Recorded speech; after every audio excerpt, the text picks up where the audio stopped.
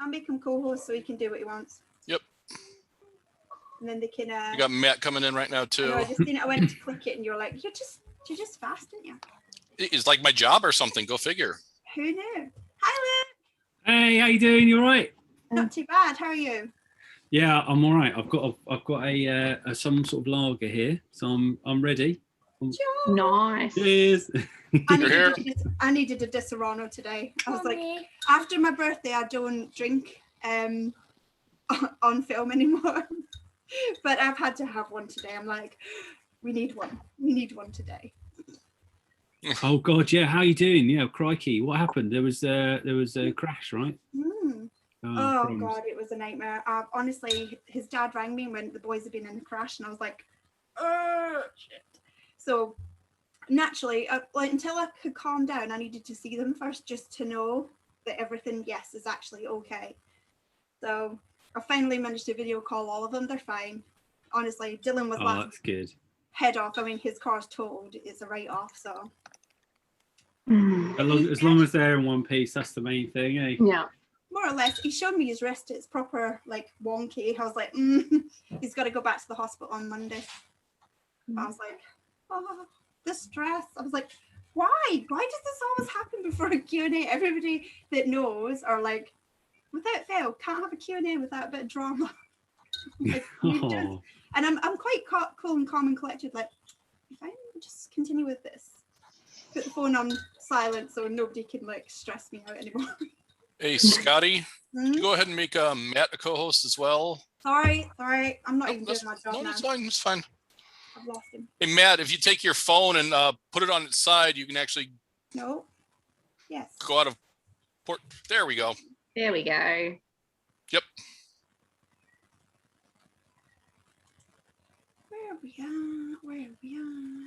There he is. Hi, Matt. How you doing? All right? Not too bad, thank you. Good. You guys all good? Yeah.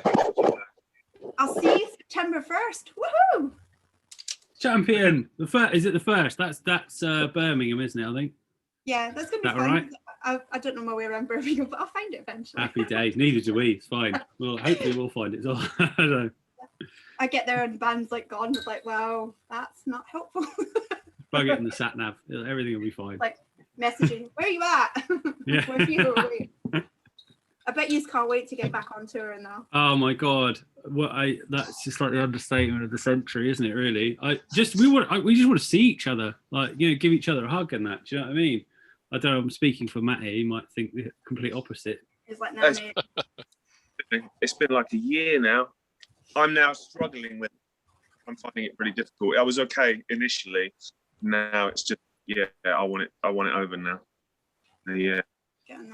Had enough. Let's go and do some gigs. Yeah, I can't wait though. It's gonna be great. And we haven't played any of the new songs from the new album at all. So it's like we might be rubbish. We might forget. I don't remember how any of them go. So you have to learn them again. No, it'll be fine. It'll be ace. I don't think you'll have trouble. No, I think cool. you'll be fine. It's going to be grand. No, I'm really excited though because some of those, songs are, all right. I quite like them, the new ones. So it was never gigs were never bad before. I don't think were they, Matt? I thought they were all right, weren't they? Yeah. People seem to enjoy themselves. So it can only get better, right? Yeah. Yeah, definitely. I've seen some of your live stuff though. You sound amazing. You sound the sign of a good band is they sound the same when they're on, more or less, because obviously there's a tiny bit of a difference, you know what I mean? But as long as they more or less sound the same as they do in studio, that's the sign of a good band. And you guys sound pretty much the same. Toby wanted me to tell you that he's coming. He's just he's been out to walk the dog, and then he bumped into someone else who had lost a dog, and they'd seen that he had a dog, so they thought, there's a guy who can help me go find a dog. And Cloud's here. Here you go. I'm just gonna. You made me an admin or something. That's way too much power. I could just accidentally shut this whole thing down. No, you'll be fine. No, I've done it so you can mute yourself if need be, or if something happens. Oh, cool. I'm expecting my doorbell to go at some point, so ruined everything. We did like a a live stream, you know, for when we put the album out, and I accidentally switched it off halfway through. I was like, everyone's like, "Where's the live stream?" Oh, sorry, I pressed the wrong button. It's like, shall we change the look again? Shall we take it off of him? Like, no. Naughty. It was fine. I'm sure no one noticed. I was like, it was Luke. Give us a minute. Didn't notice. But one of the things I found remembers. out is even though Scotty is the host and we're co-hosts, since Scotty is the host, I actually can't mute her. I've tried. I can't mute her. Ultimate power. I know it sucks. Yeah. Wicked. I could admit people. Toby, decline. Here we go. No, I'm joking. We'll let him in. He's only the lead singer. Don't need him. I tried putting the band up as my background image. My head is right over Toby, so it's like I'm the new lead singer of Esoterica. So I was like, yeah, sorry. Where is he? He's there somewhere. Tobes, There he is. Laura's coming in right now too. Oh, happy days. See, we'll get there in the end. And I'll put her on co-host. Everybody's in the band, sorry. I best not tell everybody the co-host. Everybody in the band are co-host, so if you need to mute for whatever reason, you can do. Oh, and Cloud went and Cloud's back. Yeah. Will be joining us. Will be joining us? Will's coming, is he? Okay. Cool. Great. Oh. We didn't really know, did we, who was coming until, because Laura wasn't feeling well earlier, and she's here now, I think, somewhere. How do you change? Can I view everyone somehow? Is it? Hello. Oh, Yeah, I'm here. There she is. Hi, how are you? Not too bad, lovely. How are you? Yeah, I'm good, thank you. Feeling a lot better now. I felt a bit unwell earlier, but God bless you. What was up? just felt like really headachy and fatigued and a bit sick. Hard to hear. That's all right. Feeling a lot better now. What are the posters behind you there, Laura? What's that? One is Back to the Future, and the Oh, other one classic. is Interstellar. Oh, that's great. Good posters. Toby and Cloud, you are both co-hosts, so you guys can unmute yourselves at your own leisure. So that's up to you guys, just so you know. Okay. I'm having technical difficulties. Do we have Toby? Yep, Toby's there. Toby should be here. Charlie, can you send me this? All right now, can you hear me now? Yeah. We can hear you. Yeah, we can hear you. Okay, cool. I was just saying, I've been watching loads of 80s movies, like 70s movies lately. They're really cool, man. You can go back and watch them all. Yeah, they're better than, well, a lot of them are better than like new movies, I think. Yeah, Yeah. it's just weird seeing them, you know, like But go yeah, back and watch them. And like when you watch them as a kid, like the special effects, like yeah, were, they're like a lot better than they seem now. It's quite funny. Quite funny the difference in yeah, them. man. I watched The Last Starfighter the other day, right? Oh, And- classic. It's a classic. Oh, I'm telling you. And like and watching it back now, it's like, wow, like, you know, you can see. But when I was a kid, I remember thinking, wow, this is amazing, you know? So it's funny how things change, isn't it? Oh, it's cool. That is an awesome film, though. Some of them stay like proper timeless though, like Labyrinth. Like, Yeah. that's just awesome. It is, yeah. I like admitting people. This is really fun. Laura, have you got a cup of tea there? Is that a cup of tea? It is. Yeah. Nothing in it. Just tea. Yeah. Yeah, just tea because it is 7 a.m. here where I am in Australia. Oh, crikey! 7 Right. a.m. Sunday morning. Mine is. 7 o'clock That's in the why morning. right. Yeah. That's I commitment, don't know isn't it? whether, like outside and right. Hi, Mhm. buddy. You're right. Say You're hello. a dude. Hello. You're welcome. Hello. It's been a day. Just Yeah, I'll bet, yeah. Hey, I think your kids are coming on, Scotty. I see Josh is ugly is signing on right now. Brilliant. Yeah. oh, she smacked her brother. They're the one that's broke his arm. She hit him today. I was like, no. I was like, when they're feeling better, just give them a smack for scaring me. So she you always later. sees this hand come in the camera. I was like, no, don't hit me. Just in the hospital. Boy. Where's she at? Where's this troublemaker? At least I'm presuming that's who Josh's ugly is. No, that's not. Yeah. Yep, there she is. Yep. Hello, beautiful. She's like, there we go. Got thumbs up. We got something at least. Did you say Will was coming? Yeah. Well, I don't know. Is he? Someone said Will was coming. I don't want to start without him, but at the same time. Oh no, start without him. Yeah, absolutely. Shows Yeah. up when he wants to. Fair dues. Like charming. Nobody waits for me. It's all right. You know, you just have to catch up. Forfeits. He's got to be here for my my traditional question that I have to ask. Oh, we'll have Think about to. it Yeah, now, we'll like- wait for him for that. Definitely. Yeah. If not, let's come back. Because someone want to phone him. I'll get him on speakerphone, shall I? Yeah, do that now. How do I don't know. Do I think I've got his Everybody's on number. here and wondering where the fuck you are.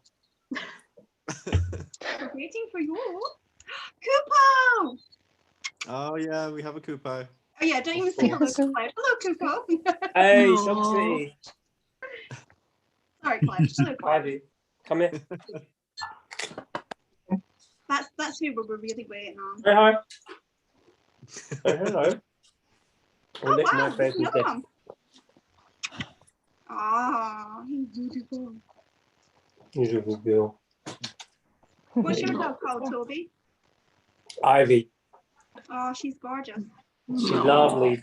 She's very easy to live with. Real quiet, chilled out. Very good. Just easy. She looks like a nice. Nice. All right, okay, I've had enough now. Your big faces in my big face. Go on. Good girl. Better than my upstairs neighbors' dogs. They've been going nuts barking at each other all day. No. She Yeah. literally barked 3 times in her life, and every time there's been something going on. Like, you know, we had someone turn up to just turn up in the garden, and she just went straight out and cornered them. And when I went out, I was like, "What's going on?" And then like, "Oh, I've lost my cat. I'm looking for my cat." And she just, the moment I started talking, she just switched off. She was like, "Okay, fine, nothing bad here. See you later." She's really clever little thing, really. I never trained her to do it. She just does it. It's cool. He's protecting Love her dogs. people. Yeah, she's good. She's like, but 99% of the time, as I say, she's probably barked about 3 or 4 times in her whole life. Those, you know, she's very quiet, easy. I don't think my neighbours even knew I had a dog for a bit. Which is no, but yeah, she, apart from, you know, walking her, they'd never see her, never hear her.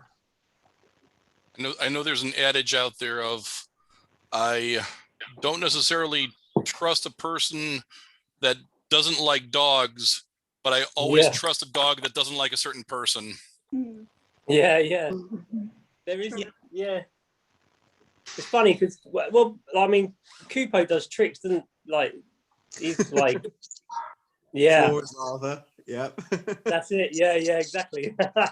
Oh mate, we're learning colours and colours at the moment. He's got different colour dinosaurs.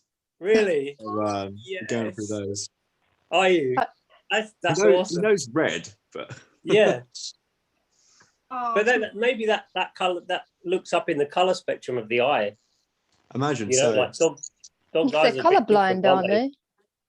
They Yeah, but see maybe it's like, I can't remember what it's called, but it's a certain kind Shades of of colourblind, grey. isn't it? Yeah. yeah, yeah. Oh God, Cloud. No, but you never know. Maybe it is just a certain type of color. Like he recognizes one's darker than the other, or whatever. Yeah, that's pretty amazing, man. We're getting there. We're getting there. Yeah. Can be the warm-up act. Yeah. Any cat lovers? I don't have a cat. No, I've never had a cat. But look at Oh, this yeah, one. that's She's cute. Is that Marie? I like Oh, Yeah. hi Marie. Hey guys. Merci beaucoup. Merci beaucoup. cats. Yeah, Toby, where's your t-shirt? Where's your t-shirt? It's in my bedroom. I should go and get it, really, shouldn't I? How are you? You should. I'm good. You guys okay? Yeah, Not cool, bad, man. thank you. I can't wait for September. September? Yeah. September. Yeah.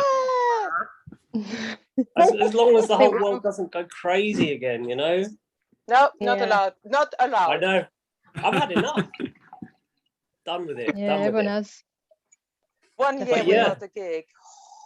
Oh, A long God, time, isn't it? not just a gig. I was driving past the pub the other day thinking I'd really, really love to go and have a pint.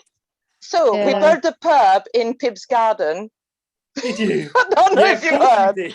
We built a pub in Pip's garden. We're partying there last night. Mate, Oh, you need that's to come. You need to come Yeah, down. that is a Oh, great idea. it's a proper pub, like a proper building with a bar and everything, a TV on the wall. It's insane. No. It's insane, seriously. Oh, busy Because in I lockdown. told you. Oh, mate, it's brilliant. that is a great idea. We all It's need to such a go. good idea. We need to play at Pip's pub. Yes, That's a good idea too. I love that. Can we have that on the tour, please? Boom, Yeah, boom of Biff. Yeah, Pip's house. Actually, that's a really good idea. Yes. I like that. You know, a little bit of a, guitars, like some acoustics and Acoustic. Do you remember You the know. wedding? a few beers. Yeah. Oh, Oh, it's all good. Yeah, we should definitely do some sort of like a. How is Pip? I've had a bit of that's good. a Facebook time off. Like sometimes You've you just need to disappeared get- off Facebook, haven't you? What? Yeah. and everything, because I just needed All some time off, social media. like of the world. So I Pretty think not a everyone bad needs that idea. every now and then. It's a good idea. Yeah, you need it. Just for a Detox. bit, you know. Yeah. Yeah, a bit of just quiet time and just to sort of, because everyone's like, not being funny, but the whole world's got an opinion, haven't they? And every opinion's up all the time. Exactly. And then you get this overload and you're thinking, shit, I don't even know what I think anymore. Yeah, I know what you mean. And then you just have to So I true. reached a moment where I just thought, no, I've just got to switch this off and get away for a bit and have a bit of a Yeah. It's a good bit of idea. a calm down. What are Walk you away from eating, it. Toby? I'm eating crisps. Question 1 of the Q&A. What are you eating? What are you eating? I know, yeah. Well, the thing is, it's kind of got that, pub vibe, isn't it? I'm drinking rum and orange juice. As always. Yeah, exactly, because that's what it's, it's a nice, yes. Yeah, I'll probably be on the floor later. But yeah, just that and some crisps, salt and vinegar variety. Plain Good Walkers, which is not really my sort of favourite, but it's just what was in the house. But yeah, it's good. Where's What's the everyone dog? else doing? What's everyone drinking? What's Wine. everyone drinking? Wine. Has everyone got a drink? You know me and the wine. I mean, if you haven't got one and you want to go get one, Whiskey soda. we'll wait. You know what I mean? Yeah. So, Have we like a to lie. Yeah, wicked. There I'll you do a go. cup of tea. Kirsten and Jeremy, they just gone to get a drink. Sensible. We got branched chain amino acids. Hey, Have you? yeah. Yeah, good for you. I'm seeing Oh. some t-shirts. Hello, Beth's got a t-shirt on, and Stacey, and I think Kirsten and Jeremy had the other two as well. So that's I'm loving that. That's great. Nice. I'll have a Yeah. flip through. Wicked. They're all their American. Do you know what? I haven't done that. How do you do that? Hey, oh, look at that. Yeah, you can't You fit know, everyone I'm on so one screen, crap with unfortunately. technology. I did work this out last time. Got it now. Happy days. Hello, Matty. Hello. Bonjour. How are you, bruv? All right, matey. How you doing? Yeah, I haven't spoken to you in ages. No, I'm sorry. It's my fault. Well, it's not your fault. It's my fault too, isn't it? What's occurring? How you folks? They all right? Yeah, first jab done. So I think the second one's coming in May. Mate, you shouldn't do that to them. Funny man. Funny Yeah. Old man getting on. Yeah, he's all right, mate. He's all right. He's crazy. He's getting up ladders and things. He's just No stopping him. no, there's no stopping him. No, smashes himself to bits and gets up and carries on. Yeah, For- Like old boots. For those who don't know, me and Toby are brothers, and our dad used to drive us everywhere, didn't he, to all our gigs? He's like our first manager, really. Yeah, he was really. Yeah. So yeah, nutter. You total nutter. Tried to speak foreign languages even though he couldn't. You know, that sort of thing. Just have a go. Yeah, some of those were the you know? greatest moments. Like, just speak English with a thick foreign accent and then just hope for the best. Very Del Boy. Oh, Dom Perignon. It's fucking great. Excuse me. Yeah. Mate, actually, do you know what though? The funny thing is, getting away with it. I mean, the amount of places we went to and everything else, like Jesus, still get around, still could get a beer anywhere. Oh yeah. I mean, I guess there's international signs, isn't there, for most things? Mate, there's a life skill in that, isn't there? Yeah, that's it. Matt's got it. Too. Perfect. Kirsten and Jeremy, I hope I'm saying your names right. You got. I'm loving the t-shirts, and I'm glad you went to get a drink. Wicked. Well done. What did you get? Oh. Hey, what is that? Puff tart. I love that. That's great. Wicked. Yeah, I've got Chardonnay. We've got this puff tart like fruit sour that we got. That's wicked. I have no idea why. I'm going to Google that. That's great. Awesome. Sorry, Scotty. We've totally what's the word? We've just taken over your railed thing. Yeah. No, it's entertaining as hell to watch. Oh, that's good. Happy days. The reason we even started doing these Q&As ages ago anyway was so bands could talk to fans. Hey, yes, that's what's happening here. This is perfect. This is what we wanted. Yeah. Yeah. Hey, tell everyone our deepest, darkest secrets and my most humiliating moments in life are. We got some good information last time, though. I'm not going to lie. It was great fun. Oh, very much so. I was just warming up. And don't worry, we'll be making some throwbacks to that tonight. That's definitely planned. Cool. Yep. And actually, Toby, I'm actually glad to hear that you actually had been off Facebook because I'd actually messaged you a few days ago asking about some things for today. So Luke brought me up to speed on that. So that was good to know for sure. Yeah, so. I'm sorry. What I should have done is put up no worries. Telling people what I was doing. But sometimes you just have a day and you just think, that's it, done. Could have a break.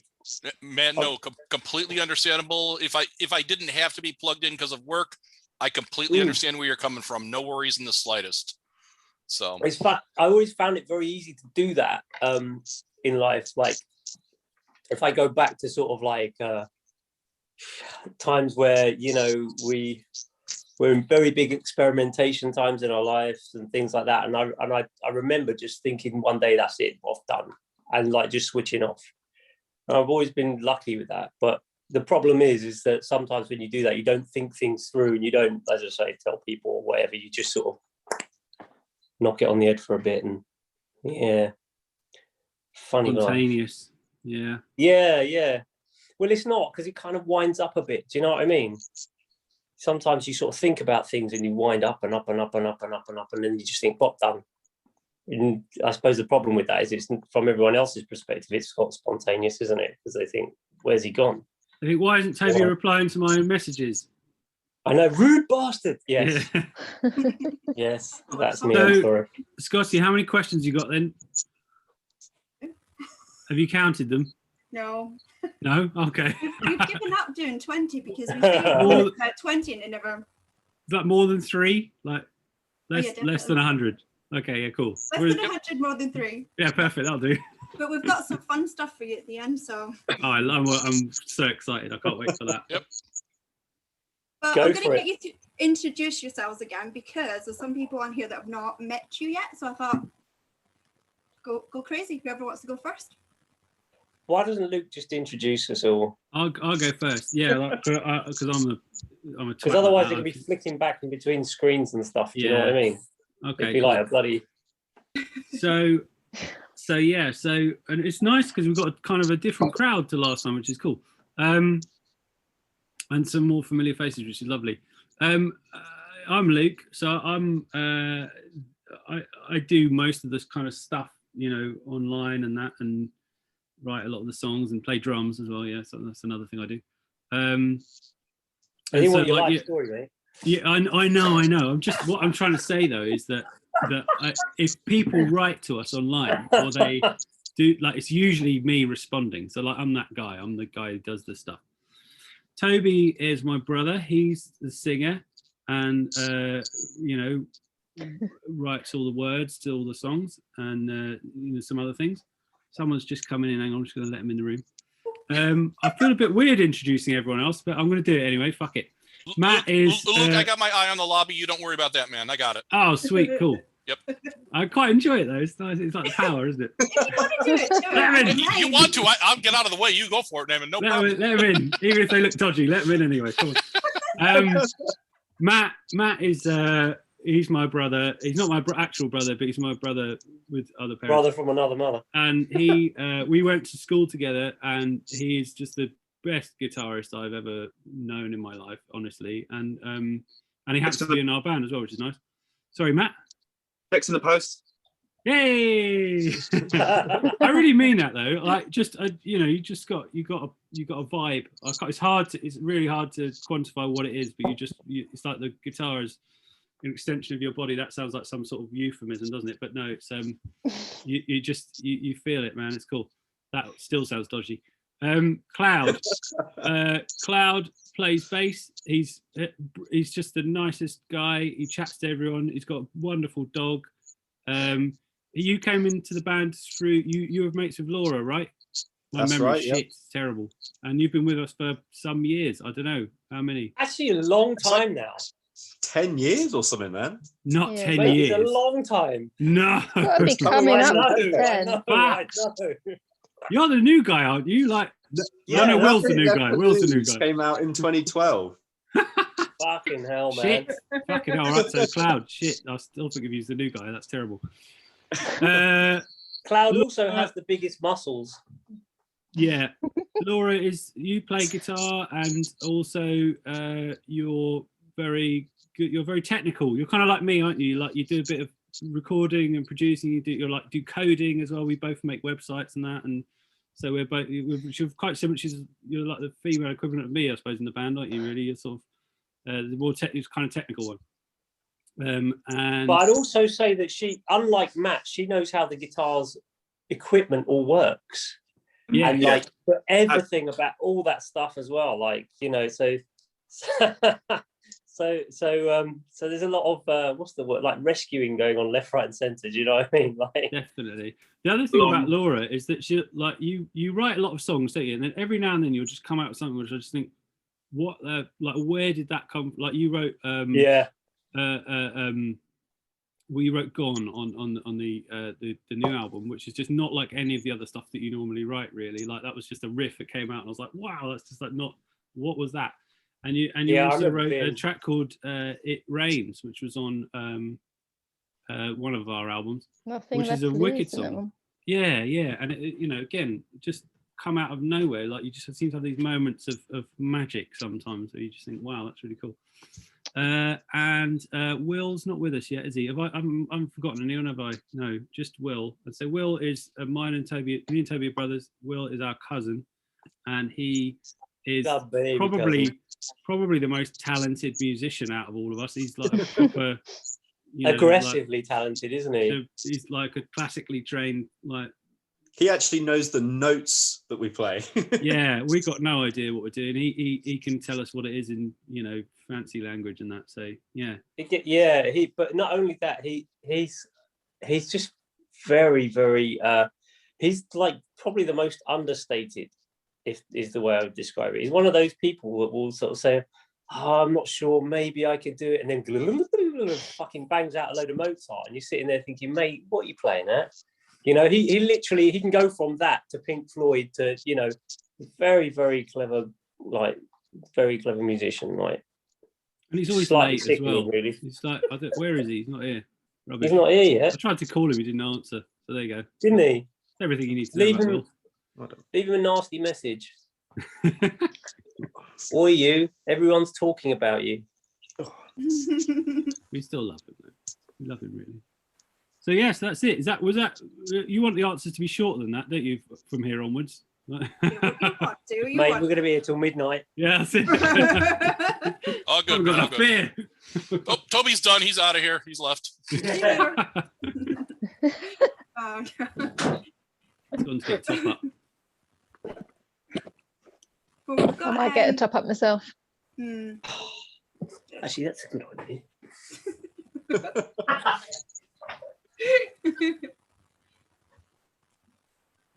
Yeah. Okay. Cool. Don't worry, I can hear you. Oh, okay. We're just like trying to be polite. No, you don't have to be. Go, go, go. Okay. Okay. Cool. So Talking shit. Yeah, exactly. talking about you. So Jesse Norris sadly isn't here. I don't see them. But they did have a question. So if they do pop on later, I'll get them to come and say hi. Yeah, sure. Result. And I've lost the question.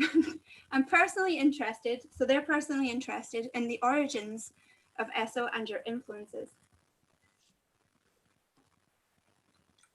Because I answer every question, I'm going to hand that to like one of the others. You're best qualified to answer that one, though.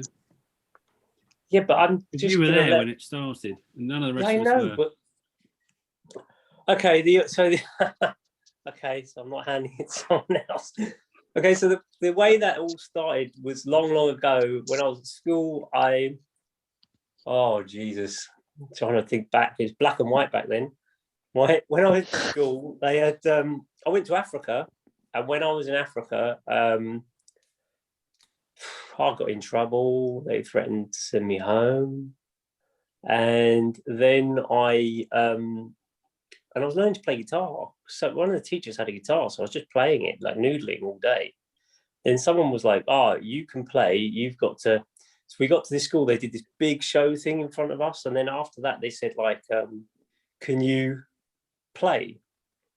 Because we didn't have anything prepared. So I just played a couple of songs. I think I played like Bush or something like that. It was a long time ago. And then like everyone was really happy with me. Like, you know, wow, you did this thing. It's amazing.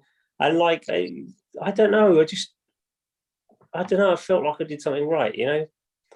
So then I came back and, you know, Charlie was a guy who was with me when I was there, and he was like, he can play bass. So he was like, come on, let's play some music. So we started, literally, I had this amplifier probably about this big with like a little string holding a microphone up and stuff, and just learned to play in a band really. And then I suppose, you know, my brother could play instruments, so it was like one of those. I'll tell you a story about when I was a kid. So like when I was a kid, I got a Meccano set. Right, so my dad got me this Meccano set. So it's like all these little metal things with little metal bolts, and you bolt them together and you make something, yeah? And Luke got this train, right? And it was like from the Dark Ages. I mean, it was like really just a steam engine, and you made like a little fire underneath it, and you filled it with water, and it would like, and the thing would go round. Do you know what I mean?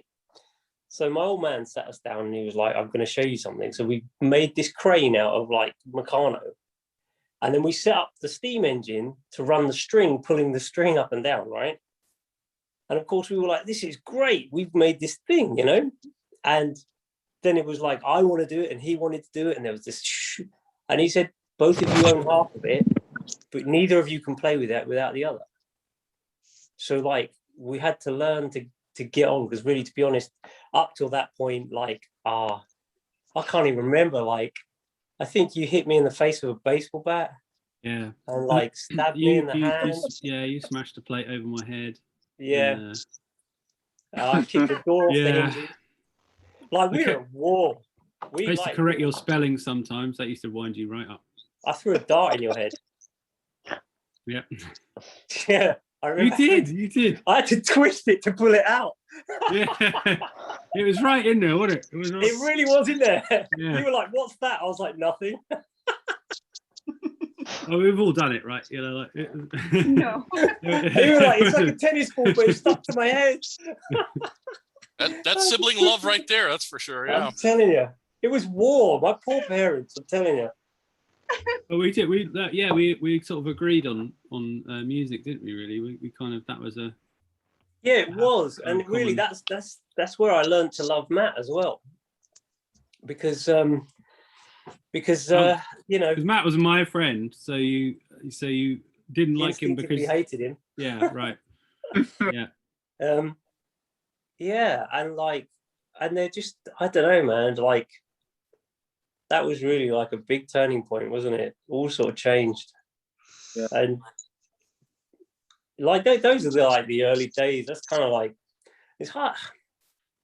You know, I suppose the nice thing is we went from being at war with each other to being all on the same page. And I think when you're prepared to throw a dart into your brother's head, you're pretty much prepared to do anything.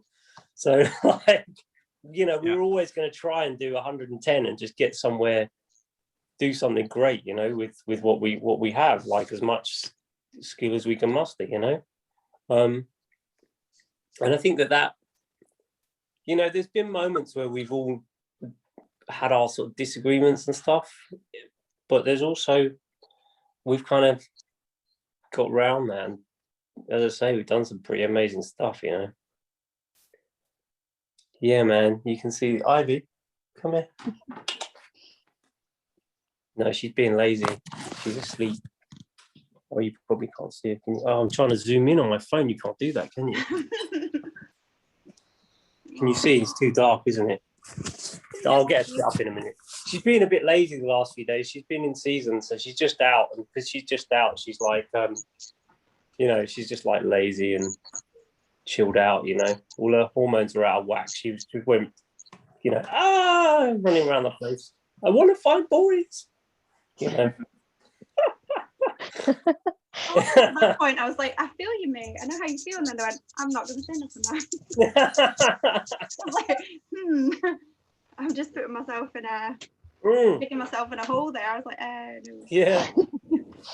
Nope. So a lot of our American friends want to know if you're going to the US. I would love to go to the US. Do you know what? That's like a lifetime ambition to get out there and play some decent shows, you know? Yeah. I think there's many little things in the way at the moment. One is lockdown. And number two, really, is we made an album. We put, you know, money into that. There's a lot out. And obviously we sold a lot of tickets, so there's a lot to come in. And it just has stalled things, if that makes sense. I mean, one of the problems that I've got myself is like, suddenly we went from using the studio and being in places like that where we could go and talk and make music and all the rest of it to trying to do stuff like remotely. And you can get so far like that and put stuff together like that. I think the downside is that you can't quite kick the ball over the line. Do you know what I mean? You just can't quite get to that. You really need to be in the room together. Like, but at least when we do get to that point now, we're going to have a lot of material to start off with. So the answer is, you know, yeah, man, I'd love to go. I want to go to America all day long. I want to go there. I've been to we've been to like Hollywood, but I want to go and see the place. Yeah. You know, it's a big place. Mm-hmm. It's a big place. There's a lot there, you know. I think one of the things, like England's small, you know. I've been up and down it umpteen times, you know. And even when you go around Europe, it's all very close together.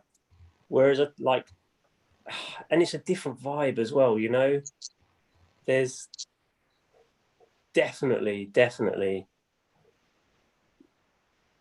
Ooh, it's gonna happen. Yeah, definely. But it's kind of weighing, isn't it? Like, because we are I think we're, you know, most of our fans are in, you know, the UK. That's just a fact, you know. And like we went from, you know, kind of selling out, you know, this little club to, you know, and it took us, I don't know what, it took us like 6 months or something to sell out this little club, you know, in 2019. And then the next, like 6 months later, like, you know, because, you know, the album started picking up and we were getting more streams and we started, you know, plugging it more on social media and stuff. And then we kind of, we managed to sell out the same club in like, you know, a week or something. It was like 2 weeks or whatever it was. It was a much shorter period of time anyway. It's like well in advance of the gig. And then so we booked these bigger gigs and we, like, you know, so far I think we sold 600 tickets or something across the tour. So it's like, we've gone from selling like 100 tickets to selling like 600 tickets in literally like a year, or a year and a half. So it's gone amazingly well. And like, I think like for us at the moment, it's like, we've got to, I think kind of what Toby was suggesting there, really, like we've got to kind of, keep that momentum going, I guess, if that's the way of putting it, like, is it? And then I think once we've kind of got, enough people in the States, because the trouble is the other problem with the States is it's obviously really spread out. So we've got, kind of hubs, if you like, of people in different places, Chicago and Los Angeles and, some in New York and like just kind of spread out in different places. But, like, you can't just kind of play in the middle and hope that everyone comes there. Do you know what I mean? Like, it sort of doesn't really work like that. So I think we've got to kind of almost do the same thing that's happened here and go over there and do that. So yeah, we definitely got some Americans though that are like, we need to come here. Can't wait. I bet. It's gonna be awesome. You need help scouting locations in the US and finding locations. You've got several of us over here who will happily help you find areas and locations.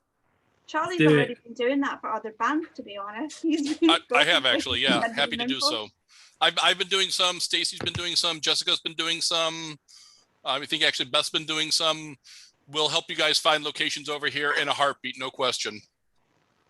That'd be awesome. Let me know. I can help out however you like. I think as well, the other thing is obviously we would need to make, because it would be like the first time we go there, we'd probably be needing to go supporting someone, wouldn't we, really?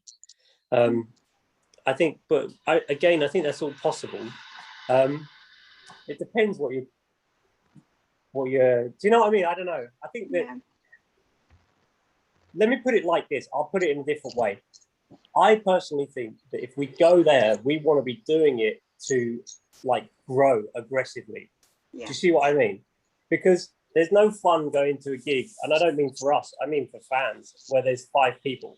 Do you know what I mean? So going all the way to go to some bar somewhere with 5 people, it's not going to be great for you guys, but there is an element to me which is so desperate to go, I would do that. And yet there's another side to me. My logical head goes backwards and just says, do you know what? Get on with someone, just like where we did with the Marilyn Manson tour, just get on with someone and, do the dates that way, and then immediately run our own dates afterwards. And you stand a much better chance. And like, we've like, when I say we've done this in here and we know that works, I would love to go, definitely. Yeah, what we've been saying to everyone, just share their music in the US, because then at least it's seeing more people, which in turn might get you more following and more people, so you're not having a 5-person gig, you know what I mean? Yeah. Well, I mean, you know what I'm trying to say though. I mean, I say it that way because that's how it is when you start.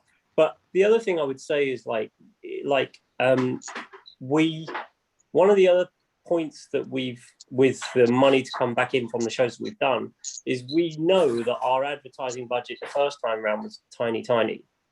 And so the next album wise, it would be exponentially bigger.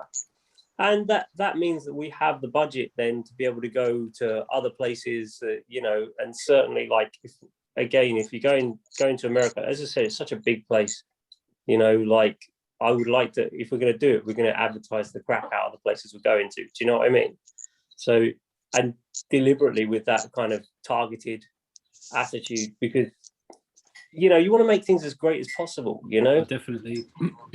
Where do you all live though? Put it in the chat and then we'll make sure like we, make a note. Is there anything you want like fans to do, like to help you out is it just mainly you just want us to keep sharing stuff, basically? Because I never shut up every time I speak. So there's this band and they're in the UK.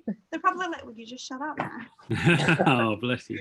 So. Yeah, like I'd say share music and videos and stuff like that. That probably says more than you could say in words anyway. And I also think, if sometimes people, like you don't realize people or whatever, and those that can help, like Jim said it in the chat earlier, sometimes it's who and all that, and it's true, like sometimes you can meet people and they happen to know, I don't know, Amy Lee or something or whatever it is, some person, and you're like, oh yeah, cool, and then these things kind of work themselves out. I'm admitting this person's Zoom user. Sounds dodgy, but let's let him in. Ooh, it's like a surprise. Well, funnily enough, you said that. We actually were talking to somebody a couple of weeks ago called Gerardo Martinez, and he is actually the general manager for Nuclear Blast Records. So let's line up a meeting, Scotty. Let's go. Come on. Let's get him on the Zoom. Maybe well, it's not me. music. You need to it's Jessica you need to talk to. She knows them. And I was actually thinking a different perspective. Maybe we should see if Esoterica could possibly tour with Frog Leap. That'd be awesome. I'd just be fun just to go, just to watch, and like, Yeah. you know. I mean, that'd be a tour made in heaven in my book. So yeah. Awesome. Yeah, that'd be wicked fun. Yeah. I'm not gonna lie, that'd be wicked fun. But yeah, I'll message you later. We'll see who we'll have our people talk to their people, and we'll just have people talk to people.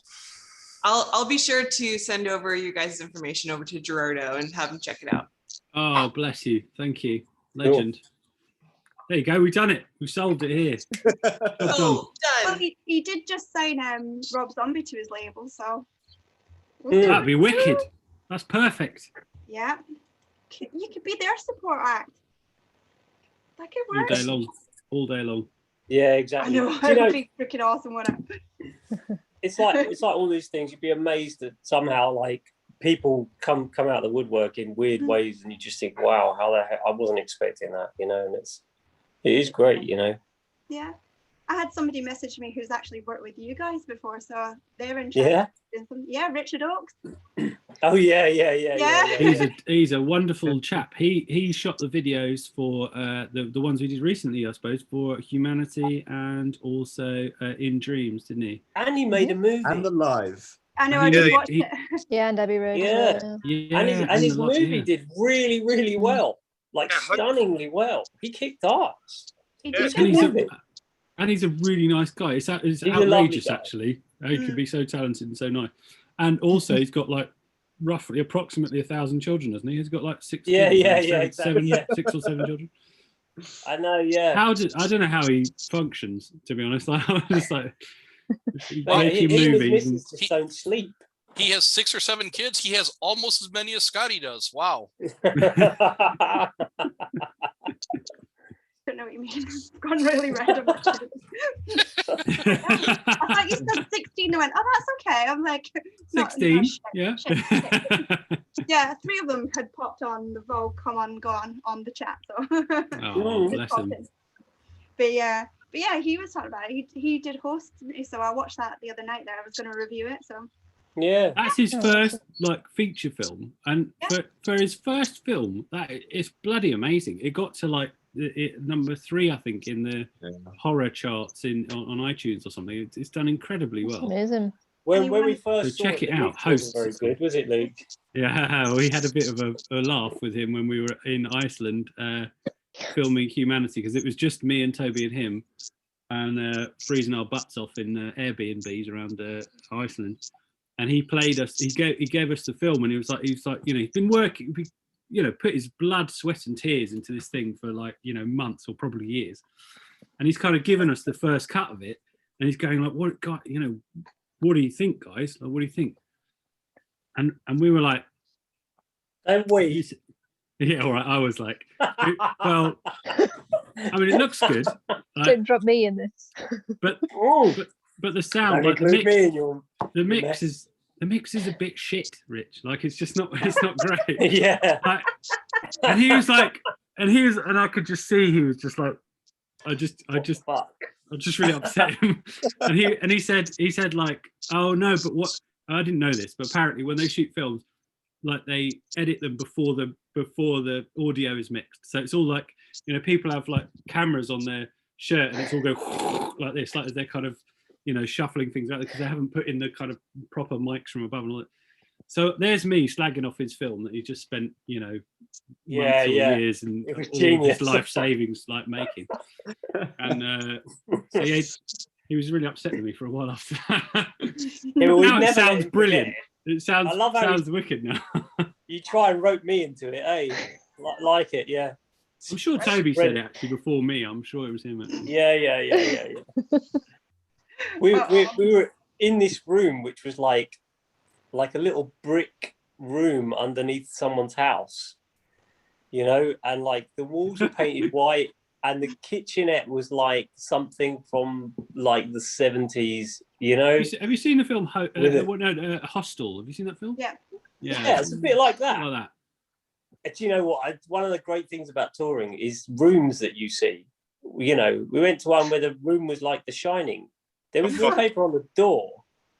You know, there was wallpaper on the door. Which one was this? I don't remember this. This was in Germany.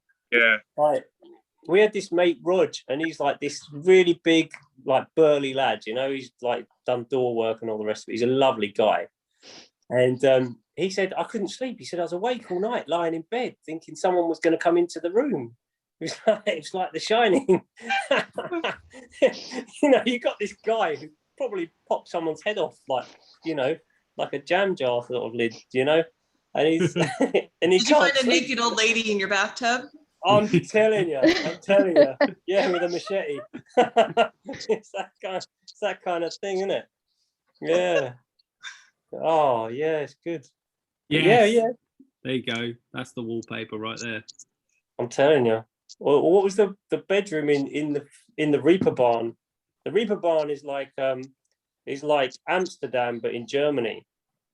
And it's like this little. You got like these big doors at one end and big doors at the other end, and it's all glass windows and whatnot, you know. And we were staying in this rooms like above a bar, and it was one of them. Like, I went in there, my plastic sheets, like, I'm not joking, the bed was plastic. I switched on the light, it was red. The whole everything was white, and suddenly everything was red. It was, yeah, that was a weird old place, man. It's some wonderful, weird places we've been, you know. You just end up in it. We digress. You asked us like one question. We're going to be here till midnight, I'm telling you. I just made that comment to the other post on our chat, actually. I was like, we got to privately, right? These bastards. One question in 45 minutes. Yeah. Is it too soon to mute the band? Like it's like that, isn't it? I don't mind though, because this is like, it's more like flowy. It's like a chat, like you're saying, like at a pub. So yeah. We have fun. If we get a question, we get a question. It don't Go on, matter. Let's rattle them off. Come on, let's go. Come on, what have we got? We've got one just for Toby. Are you still keeping for your recorder lessons? Do you remember that? Recorder? Yeah. Oh my god. No. if I tried to play that, oh dear, it'd probably sound horrific.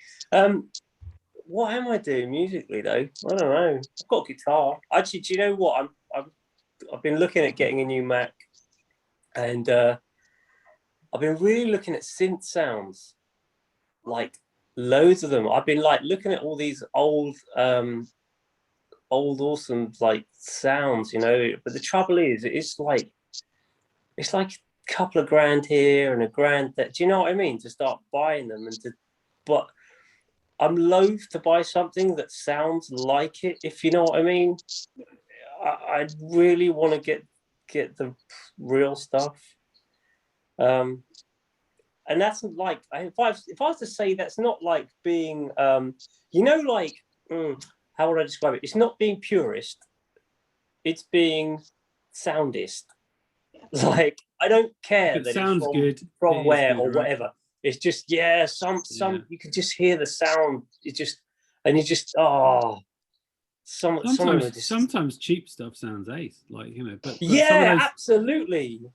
Some of those vintage, like those analog synths, like, you know, are just unbelievably good. Like some of them, you just plug them in, you start, you know, twiddling some knobs and that. You're just like, you're in a happy place, aren't you? Really, it's just. I know, yeah. Awesome.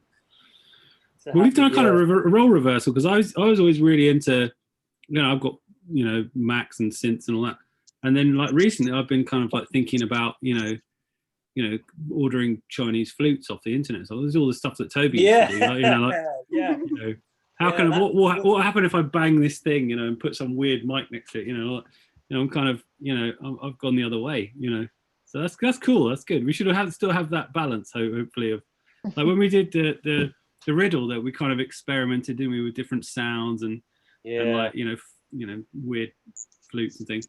And what was that flute that Barry had? A bar woo? A Barwoo. That's Oh, it. yeah. Yes. God blimey, I forgot about that. And then there was, and then on the third album, I can't remember what it was called. That one, you know, I went mad on the synths. I was like dead into synths and all that. And then on the most recent album, it's kind of like we kind of went almost like full circle, because we kind of had the cool synths, but we also had the kind of some of the weird instruments and the kind of more proggy stuff, and we had the orchestra, and it's the whole lot. You know, we were just kind of like, it was everything that we always wanted to do in one thing. And I think that's we're gonna carry on doing that. I think really, like, but it's interesting that I didn't really think about it, but you're kind of going more into the synths, and I'm kind of going more into the analog, or not analog both, but the kind of, you know, real things. Yeah, that you I've can been hold listening and to blow a lot into. of Gary Newman, you know, and like he's just got some great sounds in there, and like he reinvented himself so well. Like he just like that is like God mode reinvention. As long as Matt's not the one talking to him, we're okay. Yeah, I know. Yeah. But yes, you remember. But yeah, it's one of them though. It's one of them where now, like, I don't know. I've just been listening to it a lot, like a lot, and I just think there's some such beautiful sounds in there, you know, and like I'm really definitely like musically, I'm really a mood person and a vibe person, and I love those kind of like that's kind of why I started watching all the old films. Like I watched the original Tron, and like I watched all these old like just movies and stuff. Like I was silly things like just, and the more I don't know, it's just like dipping your toes into a time, isn't it? You know, it's there's just stuff in there. Like if I was to say, the funny thing is you go back and you watch these films and they have these moments of like awesomeness in amongst a whole load of like, do you know what I mean? Like some fucking weird, like, I don't know, almost like it's painful to listen to the backtrack, and you're like, this is hurting me, you know, I just gotta sit through that weird fucking god awful key sound that just sounds 4pence, and then suddenly there's this awesome something else, and you're like, wow man, what's that? And then you go and look and you find out it's a synth which is half the size of your room, you know, and you're like, wow, how did they make that? Who thought of that? Someone sat down and started getting bits of wire out and was like, I can make this weird sound, you know. Genius. I love it. It's just, I don't know. Yeah, he's right, we're kind of swapping places, I guess. Yeah, that's cool. Why not? Stranger Things, someone said on the chat. Yeah, that's wicked. That's it. It's all those sorts of sounds, isn't it? But that was all done with the old stuff. That's going to make a feature on the next one, I reckon. So melodica. It might not, but I don't know. See what happens. There is some great stuff, and it's funny as well because like if you go and watch, like there's a lot of really good like when you look at like you know, like the Vikings would have led a lot of people onto Fever Ray because of the beginning there, you know, that beginning bit of music. But if you go into like listening to Fever Ray, there's some really great sounds, there's some really interesting stuff going on. But there's a whole load of these series where someone has done a little snippet of music at the beginning, and those bits of music, they're just beautiful. Yeah. And it's like, it's a shame that there's not like more of that stuff in bands music, if you know what I mean. It's like, and there's this element to me which is desperate to like get into some more, do you know what I mean?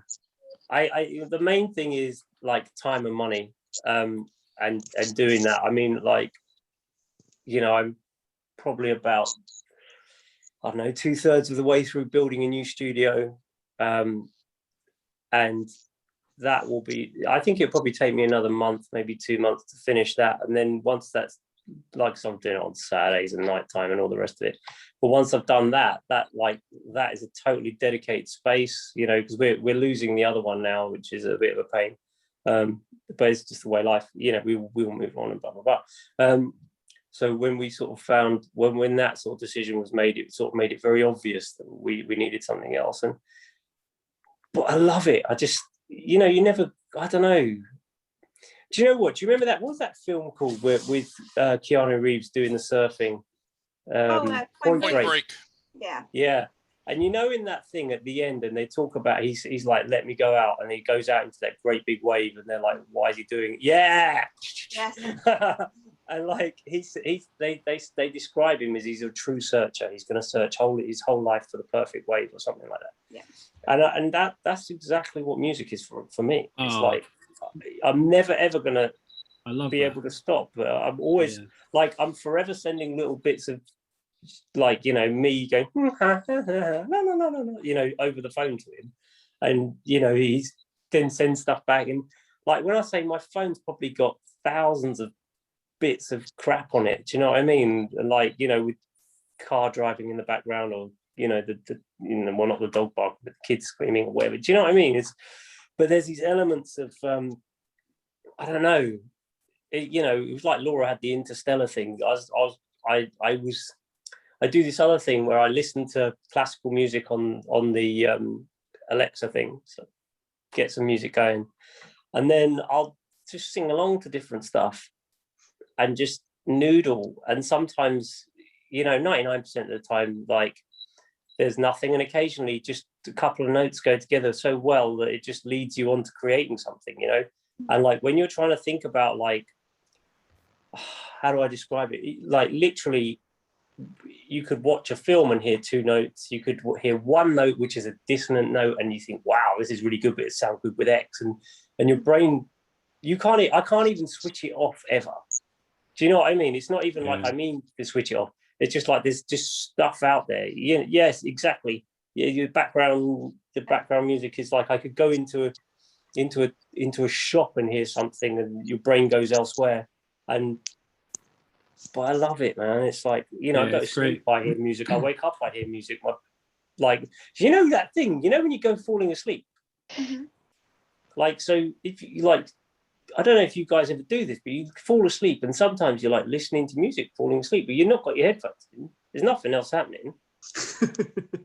Like, you just, like, seriously, like, you just hear stuff, like, or like you start to hear him talking, and you're thinking, like, what? Hearing talking? Who's that? I'm awake now. Do you know what I mean? Like, go back to sleep. You know, like, but very active.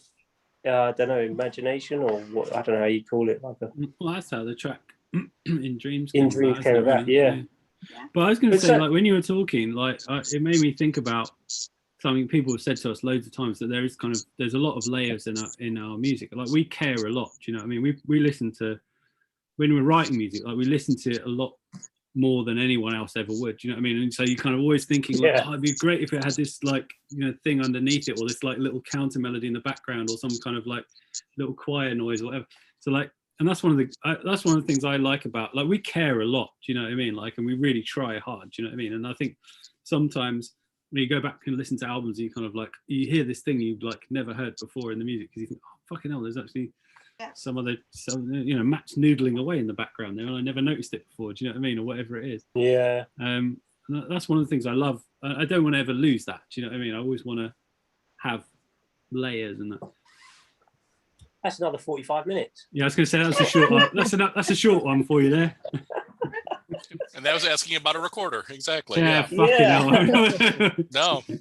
Again, no, brilliant. It's good though. And do you know what? It's really lovely to hear you talk about your passion for it, because I think that's maybe what it is then, that maybe, because you can tell when somebody's only not really putting the heart and soul into some music, you know what I mean? And I think you can definitely, for me personally, I think you can really tell. And I think that's, do you remember, I think I was telling Laura about it. She asked how I found your music, and just sort of skipped past it and went, what was that? And come back to it. And I was like, with less than a week of listening to music, I'd messaged you guys, like, want to do an interview. It's really rare, like, to catch somebody's attention. Oh crap, I'm pressing things. To get somebody's attention that quickly. And this is clearly something. Yeah. Oh, that's something we struggle with. Like, is like you want to catch people's attention, because you want to connect with people and all that, and you want people to, you know, get it and think, wow, this is really cool. But you also, you know, we also spend far too much time, you know, noodling around with stuff, and then we probably overcomplicate it, to be honest, on some level. But so what? Who gives a shit? You know, like, as long as we like it and we're happy with it at the point that it goes out, then it's like really working happy because days. I've sent it to the like all the people that are in America. I've gone, listen to this band, see what you think. They're all hooked. They're all, Oh, bless you. so you get your band's kind of like a drug, to be honest.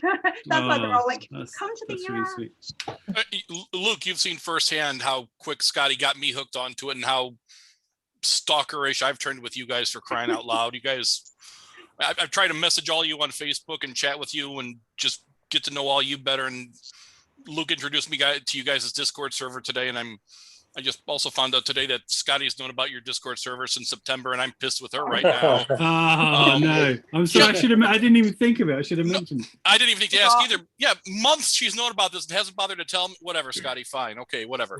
Oh, by the way, everybody else, they have a Discord server. So if you're a Discord user and want to talk to the band, come and chat. When we post this video, we'll be posting the link to the Discord server, so you know. Well, that'll be out there for you. So yes. I'll tell you what's great about the Discord server. There's not too many people on it, right? And we kind of, we sort of there's a behind the scenes channel, and then there's a kind of announcements channel, and there's a few channels in there. And when we're sort of like thinking about doing stuff, or there's something that's happening right then that we're not going to announce for like months later, like we'll post it in there. Do you know what I mean? So it's kind of, I think it's quite a fun little like community, because you get to see stuff you wouldn't normally see, like Toby in his underpants jumping into like a water tank or something, that we just for some video that we're shooting. If anyone wants to see that, yeah. Yeah, I've just ruined it, haven't I? No one's going to join now. They're all going to leave. Yeah. People are going to leave it. For the love of God. Actually, I think that was a pond, dude. That was a pond. Sorry, that was a pond. You're right. Sorry, you were jumping into a pond. I don't know which wet scenario you're in. I never saw any of that footage. You used to join the Discord. You need to get on the Discord, Cloud.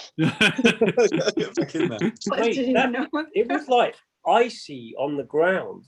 That was cold. Freezing cold in the studio beforehand, mate. We haven't. I'm going to post a picture into the Discord, because we shot those pictures ages ago. Well, no, because I don't mean.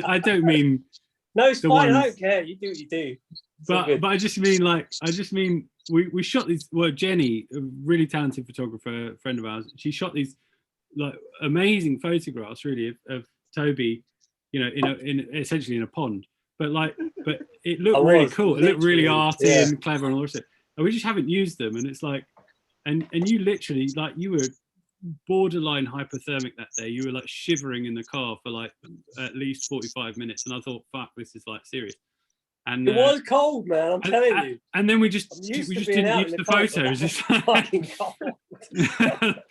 I felt really bad. I remember there was a chat we had. It was like, right, who's going to go from shooting with Jenny to Toby to this pond? And I remember 4 of us stood there going, it's too cold just to stand and watch. Too cold. We're not even it was aggressive. Go Apart from the fact that I smelt like the god's rear end, it's disgusting. Like, you get into a pond and all of the pond life floats up into your shorts, But full credit to you, mate. The photos looked ace, and then we just never used them. We should use them. We should use them for something. Scotty, you need to ask another question, because, like, literally, I don't know what the time is, but No problem. So I've got my question that we seem to now incorporate into everyone, and it is my turn to ask it. Who in the band has the tightest pants/trousers? Who in the band what? Has the tightest pants/trousers? Do you mean pants as in the American pants, or do you mean actual pants? She means pants as the American pants, which she says, that's why she says /trousers. Right, yes. No, good. I was just checking, just making sure that you weren't saying either underwear or trousers. Trousers. You mean trousers, okay. Now, if there's a story involved and you'd like to go the other direction, feel free, but yes. Yeah, well, it'd be another 45 minutes. Like, what? So I've got skinnies. I think Laura's probably got skinnies, haven't you? Have you got skinnies? Yeah. I think Cloud has got. Well, I think Cloud will probably win the award, because your legs are trying to get out of your trousers. Do you know what I mean? They're like once or twice I've had to lay down and ask someone to pull them off me. Yeah. So I think Cloud wins the award, because he's like, what are you, Cloud? How would you describe your yourself? I mean, they're not spray on. But I mean, you do like weight training or whatever. What do you call it? How do you call it? The body engineering, shall we call it? Body engineering. There you go. And the body engineering and the spray-on trousers are not always entirely compatible. No. I guess that I told Luke I've got a question that needed to know. I bet it's Cloud. Sorry, bud.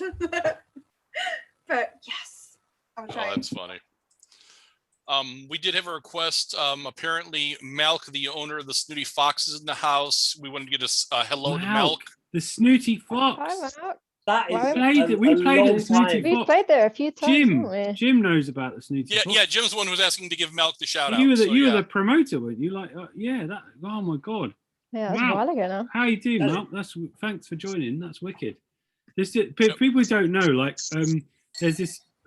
It's not a little place, but there's a place called Wakefield. I was going to say there's a little place called Wakefield. It's not that little.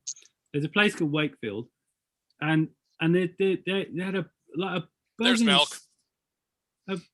scene going on there, and Jim, who's there, wave Jim, like, just so that people can. There you go, wicked. Jim's a legend because he, used to put on. Or do you still put on shows, or you not so much these days? I don't know. Not so much. Okay.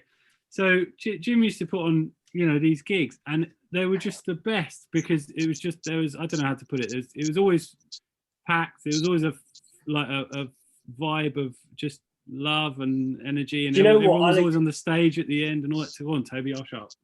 No. What I was going to say is like so the gig was one thing. So there was a rule.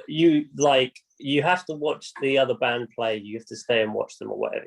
Damn right, yeah. Yeah, and which was a good rule because there was also like this, like, I don't know, there was, how do I put it?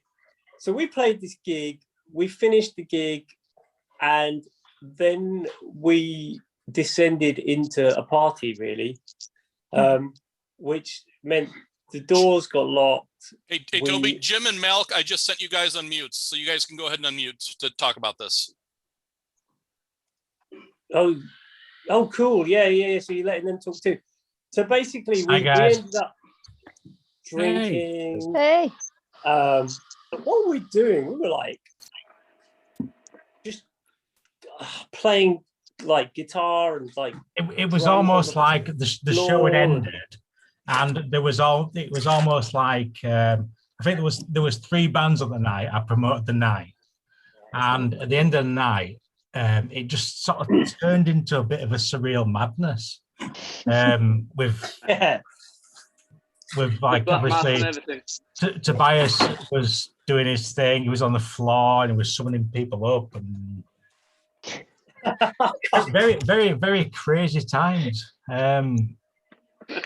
It was just very surreal. Very surreal. Go on, Mal, you speak. It was just live, wasn't it? We just came up off the stage and onto the floor and just did a live set, messing around. It was really cool. Yeah, but everybody else was involved. It was more like sing along. Yeah, it was like the whole place just suddenly just turned into a big party. It was no longer like just a gig. It was wicked. Yeah, good fun. I think maybe you started something there because we try. That's a thing that we sometimes do now. Do you know what I mean? Like that is a thing. Like, it often descends into chaos. Like, but in a good way, in a wonderful way. Like, it's so lovely. And I think you guys maybe started that. Yeah, I think they definitely did. Yeah. I don't know whether you tried the Black Mass. Did you try the Black Mass that night? Do you know what? I think we did. Toby did. You were wrecked, Toby. Yeah. You were off your nuts. Yeah, I always give the bands Black Mass. So if you haven't tried it, there's something wrong. I think we would. No, I'm sure I did. Do you know, the thing is, that's it. And like, it was one of those. The thing is as well. Like it. I guess I just sort of assumed that everyone was used to all that because, like, we got there and then that all happened and away we went. But it was such a great vibe. It's a great place, and like, you do have those moments in life which you just remember forever. Do you know what I mean? Those places where just silliness happens and it all just dissolves into, just crazy. I don't know. I know I was. It wasn't pissed. like that with all the bands, but definitely some of them. With Blaze Bailey and a few other bands that played there. Yeah. It was always like, let's shut them doors and keep in the people that really need to be there. Yeah. You know, the people that really are fans. Mate, it was a great idea. That's what it's all about. That's what it's all about. That's lovely. That's so cool. It was a shame it had to close. Wakefield Council sucks. If you're on here, fuck you. Yeah. Yeah. Yeah, it was a shame. Time. It was. I mean, I got another place and it was okay, but it never had that vibe that the Snooty Fox had. It was a shame. Yeah. Yeah, but you had a Sometimes great it's just a bit stage, of you had magic. great lighting and everything there. Yeah, it was It was just a wicked. good setup. Yeah, the Snooty Fox was my home, so I set it like that, so it had to have a hi-fi sound. Yeah. Didn't you used to stream that as well? You used to We stream that. streamed it live. We Yeah, probably you were got like some ahead. girls You were to ahead go. of the curve on that. I think. You know, like yeah, because that's Yeah, a while like- back now. I don't know, like A lot ahead of the curve, yeah. yeah, that was I'll have a cool. look through me old videos and see if I can find you. You're probably on there. Wicked. Oh, my God. Thanks for joining, Malk. That's wicked. No problem. Yeah, cheers. Nice to see you all. It's nice to see you all together because at the end of the day, a lot of bands aren't, and you've done well. I'm nice to see the bands that played at Snooty Fox still thriving and still going on. Really good. Massive Wicked. Wagons are doing good things now as well. And then it's nice to see bands that played in a small venue. But we were in a small venue, but we played to the world really because we streamed everything live. Yeah. And it were unlike other venues where they might have had the odd security camera. We used to have 5 or 6 broadcast cameras at the time, and the really sound good. quality was pretty good. So it was a good thing for up and coming bands to have. You know that they went away with a video that they wouldn't have been able to get. You know at their level. Yeah. The bands at bigger levels started to take notice and come. And with people you know like what? you Like- promoting, that's how we managed to get bands there. Do you know, venues like that and people like you are really genuinely special. And I think like in the last year or so, you know, I've seen a few, you know, venues that have struggled, like if I can put it lightly, you know, like they've really struggled, you know, and you know, when the venues finally open up, like, you know, we've got to get back out there and support them. Do you know what I mean? Because like, because it is genuinely really special, and I think we've got to, you know, keep them alive basically, because it's a wonderful thing. It really is. It's a lot harder for the smaller venues to keep going. It really is. Do you know what the thing is though? Quality bands. To be honest, with a year of layoff because you know you have to.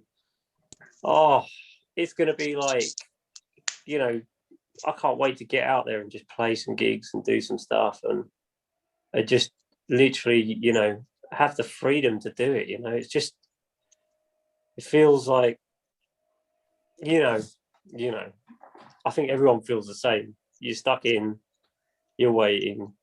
Yeah. You're doing, it's just, you have to be careful, not drink too much before we play. Try. That was a tough one. We've had we had a couple of questions on the chat. I think Marie's got a difficult question. Thanks, Marie. Cheers for that. Can we unmute you? Can we unmute Marie?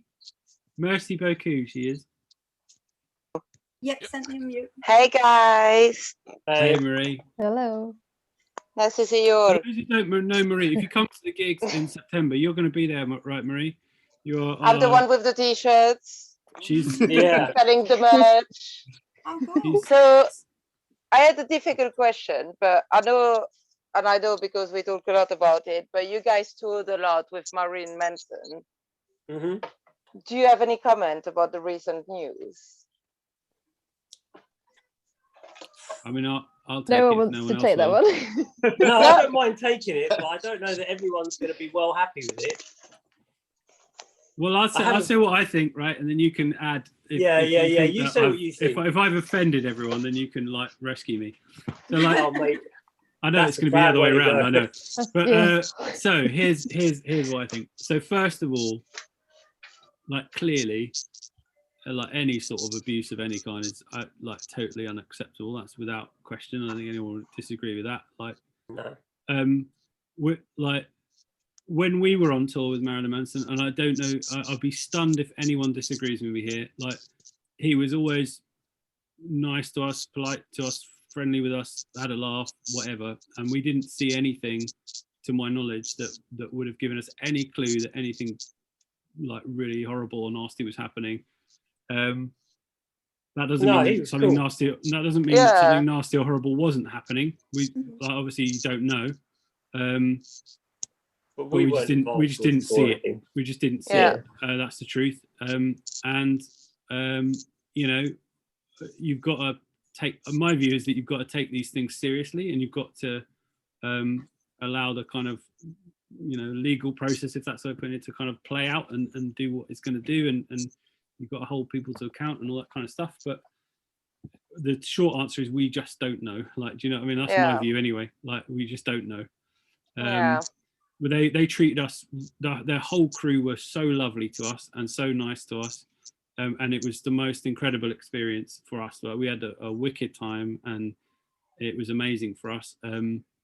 So we thankfully we never saw anything nasty and horrible like that. So that's the best way I can answer that question, which is a difficult question. You guys talk really highly of him when we toured together. So I would just say, oh, has that changed your opinion or anything? So yeah, it's good to see like I you just guys don't are know. treating it the right way. Yeah. I personally haven't read too much about that or anything other than what people have posted at me, if you know what I mean. Like, and I just don't, like, you know, like I said, I just think you got to take it seriously. But I don't. It's not.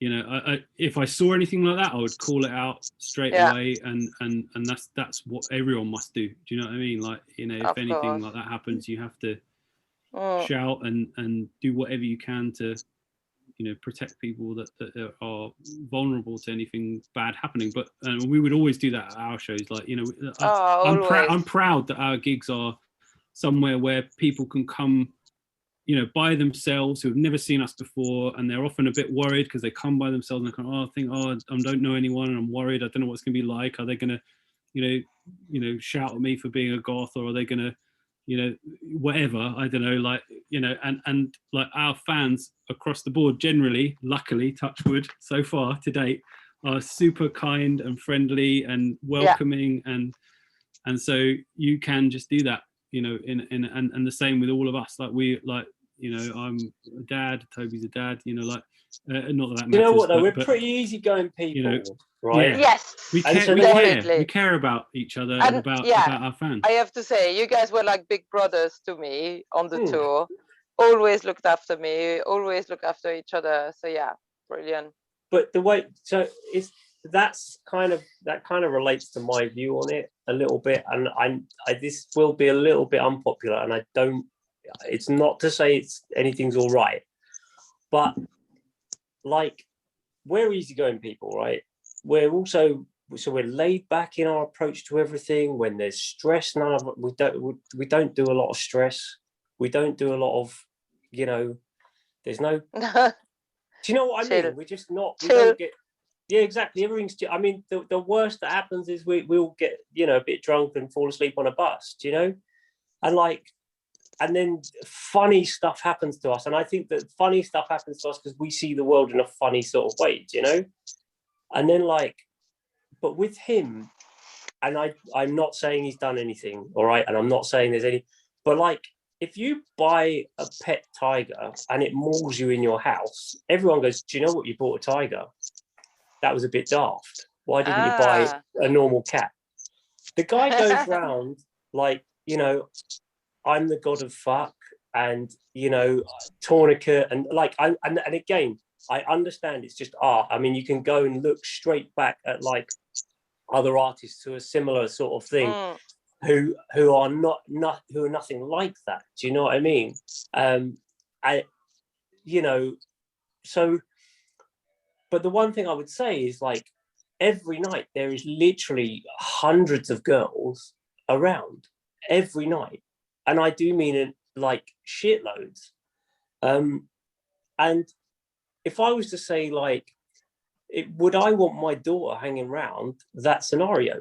Like, no, is the short answer. And that's not to say that he's a bad guy, and that's not to say that I know anything, because I don't, you know. But to sort of really toe the line, or to sort of have it right in my head, like, you are knocking about with a guy who's like running around with fucking, you know, the biggest dildos he can find and a tiny little fucking corset, and he's slapping at people and, you know, punching people and setting fire to things and spitting on. Do you know what I mean? Like, and I know that doesn't make it all right. I know that. I'm not saying it makes it all right, but I also, my head says that I'd say to my daughter, like, if you put your hand in a fire, you're going to get burned. Like, I don't know that this guy's safe or not. I'm not saying that he isn't. He is and he isn't. You know, if you look at Alice Cooper back in the day, he was the same character. The guy plays golf. The guy goes, do you know what I mean? Like, who he was then, like, you know, he was this amazing character. You know, the Doors saw him and they were like, wow, the guy's crazy.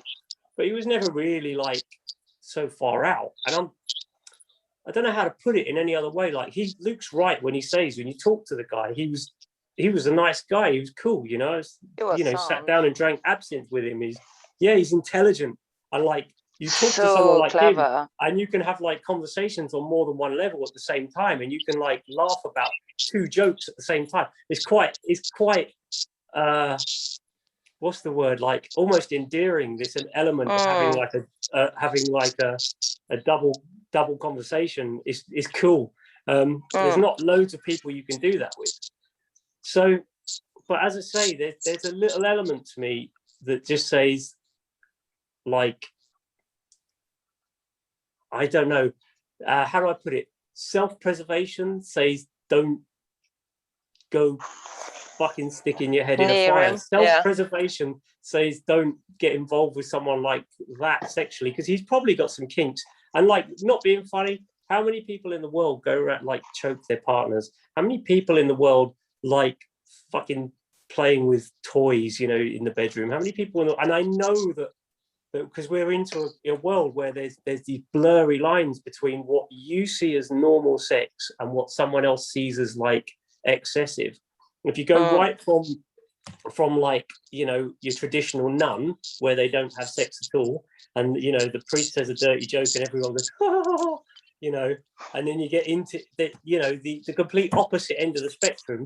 You've got like, you know, I don't know, fucking BDSM, do you know what I mean? You've got fucking people doing wild and crazy things. Everything and anything. Yeah, and so my point is that I'm not saying that it's okay, but what I am saying is, like, there is a side to me that wonders whether his idea of normal is different to everyone else's because he's living in a different zone, and he meets lots of women who are willing to and accept a certain behavior that a lot of other women wouldn't. Do you know what I mean? I see that very differently from that geezer in that, what was that band called, the guy who turned out to be a paedophile? What was his name? Ian Watkins? Ian Watkins. Yeah, Lost Prophet. So, like, quite frankly, as far as I'm concerned, like, I would happily nail him to a chair and set fire to it. Do you know what I mean? Like, that geezer does not deserve to live. There is no fucking, in my opinion, like, I have small children. That I know that that's a really horrible, brutal thing I've just said, but like, I think children are the most important thing in the world, 100% beyond all. You know, like, if I had to jump in front of a bus to like stop someone else's kid from getting hit, I bloody would. And I absolutely, that's a different, do you know what I mean? Like, they're so different from an adult making an informed choice about someone who has a, you know, I don't know, I bet you he's met fucking thousands of women who are totally happy with the way he behaved. And I'm not saying that makes it okay. I'm really not. I'm just saying I have an odd view on it because I look at it and I'm kind of torn. Do you know what I mean? Yeah. Like, I look at it and I think, like, it's not right. Like, I'd never hit my missus. Like, if someone hit my missus, Jesus. Oh. You know, like, do you understand? Your missus make the best jambalaya. I will never forget that. No, yeah. you know what I mean? Like you're there's that element, isn't it, where you are, I don't know how to put it any other way. Like, you know, it makes sense though. It makes sense. Living a more I think you understand what I'm getting at, don't you? Do you know what I mean? Yeah, of course. It's like that geezer. Do you remember that geezer who was like, do you remember had like the crocodile guy, the Australian guy? Paul Hogan. Steve, so he's going around doing this thing, right? You know, I can handle these crocodiles and all the rest of it. And then you get this Chinese geezer, and he was like saying, "Oh yeah, I can handle crocodiles too." And he's putting a stick on its nose. Then he puts his hand inside its mouth, and the thing snaps shut, and it rolls. And his arm twists I off. remember that one. And it's proper grim. It's really grim. But dude, what did you expect? Do you know what I mean? Like, it was armor, you know? You put your hand inside the crocodile's mouth. Yeah. And like, I kind of see it like that, as in, like, if I was in a room with Marilyn Manson having sex, I'd expect him to be waving a dildo at me. You know what I mean? Isn't it? You know? And I'd be thinking, like, oh, can't mate. But do you know what I mean? Bombshell. Like, but you know what I'm trying to say? It's like, it's just, I just would expect it. Like when I first went to meet him, psychologically, before I walked in there, I thought anything can happen now. Literally anything. I was half expecting there to be coke all over the table and, you know, drinks and all sorts of crap. And actually, it was pretty laid back. Do you know what I mean? And so there's this, I don't know how to describe it, other than, I think I have explained what I mean. You know, like, I think some women did. You made your point, definitely. You made your point. Yeah. Some women have consented to that way of behavior and some women don't. And I think that's where I just don't know, you know, how much I do feel for the women who are not happy about it. It ain't right. That is right. I get that. I just saying less so, because initially it sounded like you're saying if you play with fire you're going to get burnt, but I don't think that's your point. I think your point is more he lives, you can almost say it's like a mental illness almost, if you wanted to classify it that way, but he lives in such a way that it's normal to him. So when someone else comes in, you know, he's conditioned himself differently. So as absolutely, you're spot on there. He's conditioned very differently, and also I think that a lot of people who meet him are conditioned very differently. You know, if you sat down with my nan and like, one of the first things he said to me when I sat down with him, I was like, how's it going? He's like, I've just sent this picture of my dick to my mum, ha ha ha. And like, you know, and I was sitting there like, okay, like, you know, like, better not leave my phone around. My mum will get a picture of Marilyn Manson's dick. You know, like, and, you know, like it's the fact of he lives in a world where playing with fire is a norm. That's his world, not your world. Yes. And the geezer's got Teflon hands. He just doesn't even know it. Exactly. Yeah. He's a fire eater.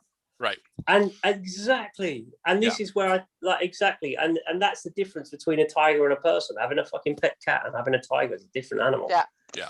You know, and I'm not trying to belittle what's happened or even say that I know, because I don't. And as Luke said, nothing ever happened in front of us or around us, and we don't know anything like that. Right. But I you know, there literally were hundreds of women trying to go to meet him. But I think the point you made is like, you know, about consent and what is, you know, right and wrong for different people. Like, it's spot on. I like, you know, to me, like, there's a, you know, it's really, that's a doubly tough question, because it's like I don't know if you know about what's going on in the UK, but there's like a vigil happening tonight, you know, about a woman who can't fucking walk home, like, you know, at night without, you know, something fucking horrible happening, which is disgusting. Like, you know, and like, I can safely say that every single person in our band would be, we would be the first people to, you know, stand up, you know, if some shit was going down. Do you know what I mean? I know that I'm looking at your faces right now, and every single one of them, like, you know, if something bad was happening, someone felt in trouble or dangerous or whatever. Mate, you know, I've rescued blokes in bars before. That's it. From fights. Do you know what I mean? Like, when I say like that, in a way, what you're talking about there is like almost a non. Don't get me wrong, it's a conversation, but it's a non-conversation. Yeah. You know, I was in a bar once. This guy had these two guys trying to. This is silly. We're into digressing massively. These two guys tried to start like a fight with him, and so I walked over. I pushed one out of the way, and I got in between them. And then this guy who was like, he's twice my size, bless him, but he was just very, I don't know, maybe lacked confidence. And then, so they're looking at me, and now this whole thing's starting to escalate. And the guy who I've just rescued has run away. So it just went really, really sideways. But to be fair, you know, I was a black belt in Kung Fu by then, and I'd done kickboxing and like all sorts of stuff. So I was totally, and to be fair, it all dissipated. It didn't end up in big trouble, but I was confident I'd be fine. But my point I'm trying to get at is like, you're so spot on with like, I don't think any of us, like if you saw a woman get hit, you just like the guy, you're gonna, I wouldn't even think, you don't think. Not even being hit, Right. just even feeling uncomfortable, or Yeah, any yeah, or even you see- hint of that. Like you wouldn't even think you'd be straight. Anyway, that's like comedy hour over. Thank you very much, Marie, for that very interesting question. I know, it's even meaningful getting into it, isn't it? Scotty, quick, ask us something else. Well, with that Something one, lighthearted. actually, we're going to go ahead and Keith, if you're ready, sir, I'd like to go ahead and open it up to you. I'm sending you the unmute, sir. If you'd like to go ahead and ask your question. Can you hear me? You're good, Yeah, sir. hey, Keith. We can hear you. Hello, gang. Hello. Hello. There's two really. So one Yeah, go is for it. I believe you're from London.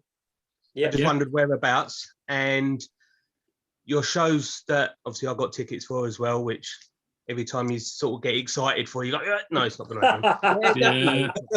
So will we get the Tell me chance about to meet you guys after the shows if they happen in September? Yeah. See, Marie, this is what a question should be like here. Do you hear? You listening to this? And what is your thoughts of devil worshipping and sacrificing children? We usually do that after the show, private groups. I'm in. Yeah, do you know what? We've always had a habit of just chatting to people and being around. We're not the kind of guys who are going to go play and run away, you know, and you know, 100% will be there. If it digresses into madness, great. If it just ends up us all having some beers and chatting, honestly, straight up, just come and have a beer. Yeah, always welcome. We tried what you digress, so it's going to happen, isn't it? So definitely. We tried to have one gig once where we didn't talk to people, and it was a disaster.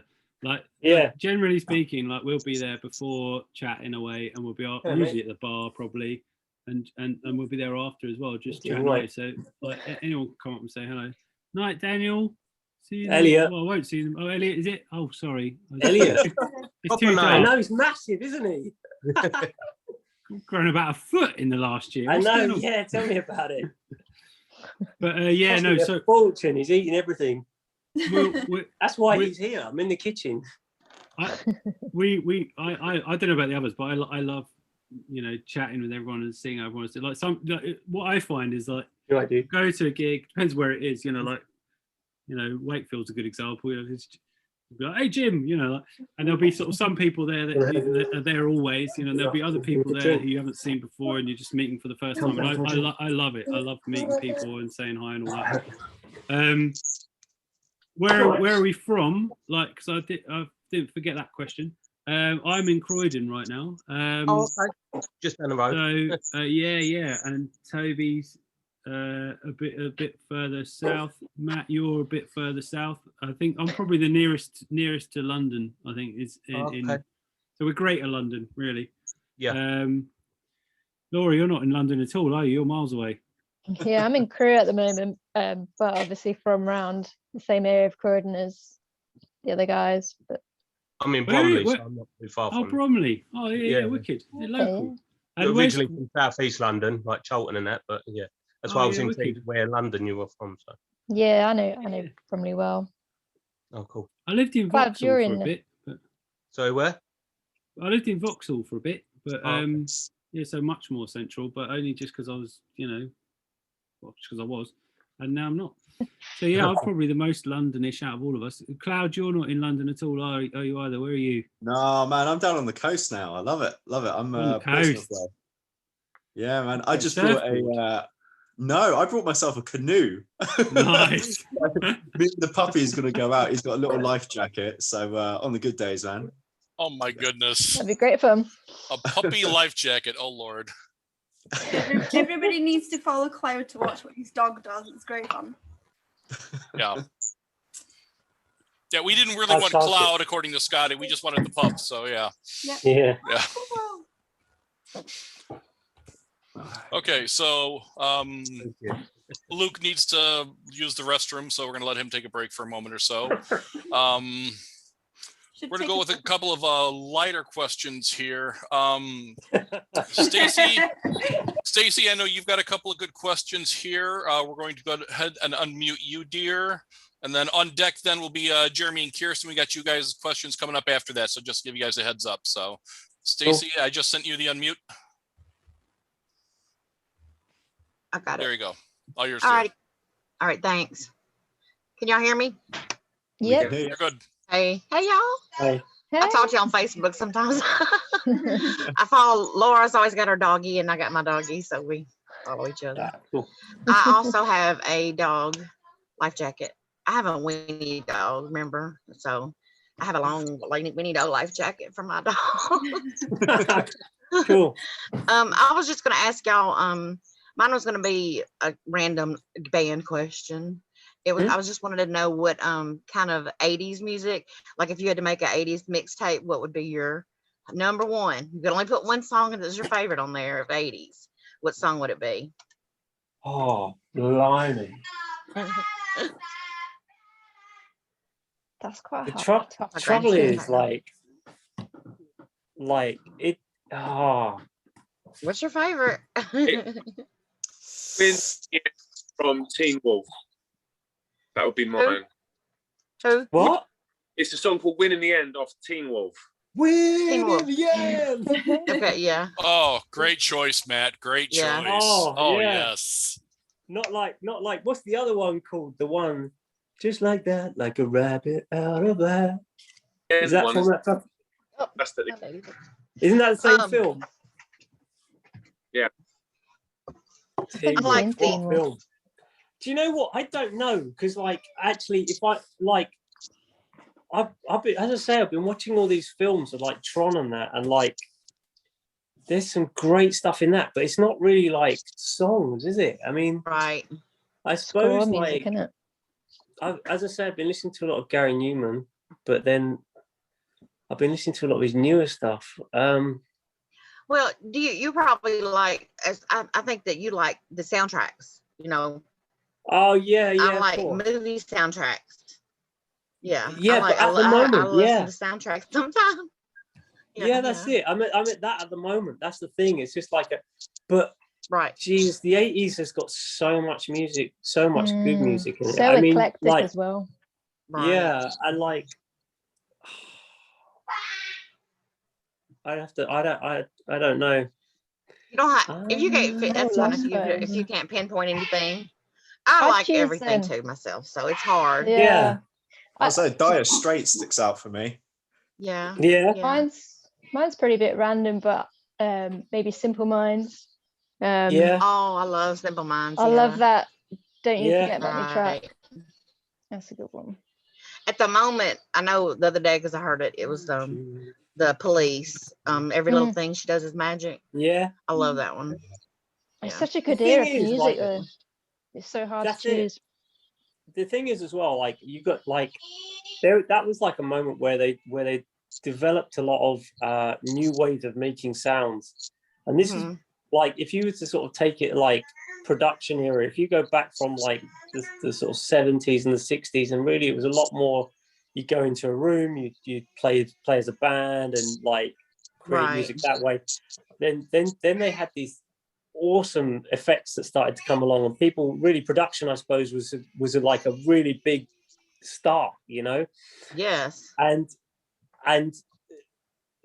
obviously if you come to now, production's so almost more important than the music. Do you know what I mean? It's like there's this offset the other way around. Right.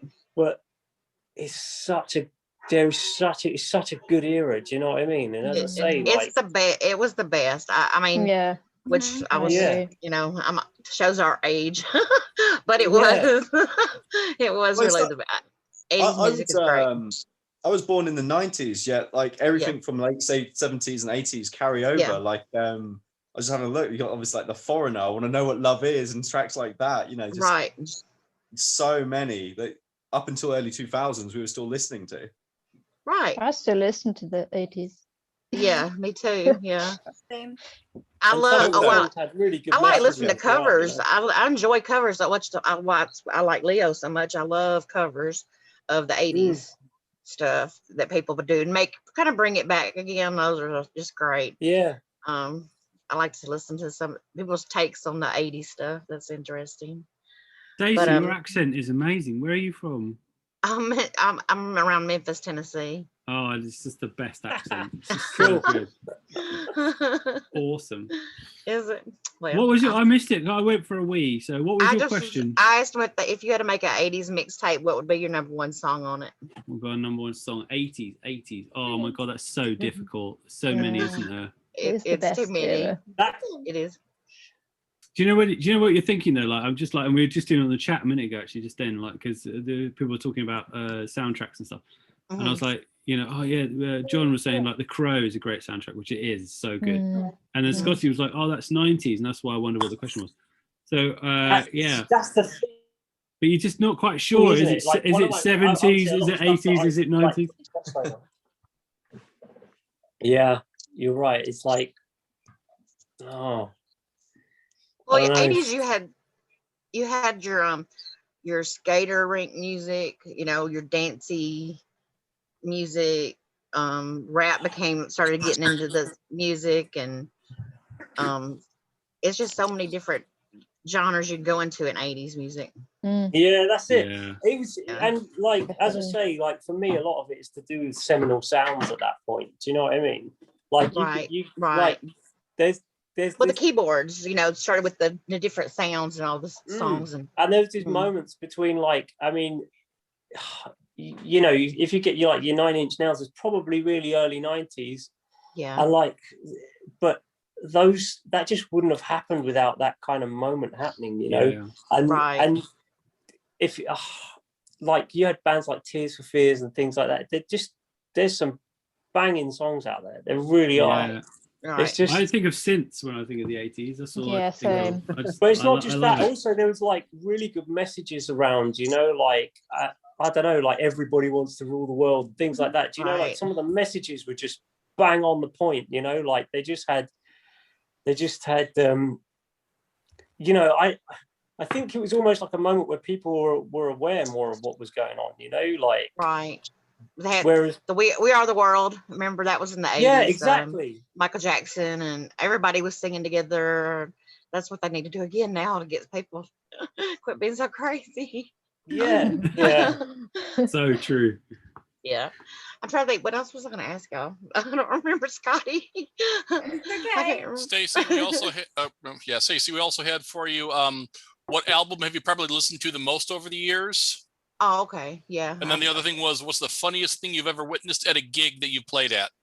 Right. Let's go to that Right, one. there's I a think I've great heard Let's go with that second one, and then we'll Let's move on take to it one. Kirsten and Jeremy. That's what we're then. gonna do. Yeah, that'll be absolutely fine. I Funniest know. thing at a gig was it that? Yeah, funniest thing you've witnessed at a Funniest gig thing over the years. Yeah. Cloud's laughing. I was just remembering some of the shit Barry did. I was remembering some of the shit that you did. Yeah, that's where my mind went. We already know that one story, you know, about the cloud, but what else have y'all witnessed? Per cloud. Per cloud. I think Toby. The games they played with Cloud, yes. I remember Toby Yes. like checking the safety of the like the rigging and stuff mid set. You know, like just making sure that it could take Was that the weight download? of a human being. Yeah, probably. Yeah. Yeah. Just sort of like, you know, but can I climb on this? I mean, you didn't Right. ask. I mean, you just sort of, you know. For the Crow, But I think- that's not that crazy. I mean, what's crazy? I just thought my immediate thought went to Cloud, just as to some of the things that he's done or have happened to him. But I shouldn't. Well, say like when this. he had the toothache. Oh man. Falling out of the yeah. van. Yeah.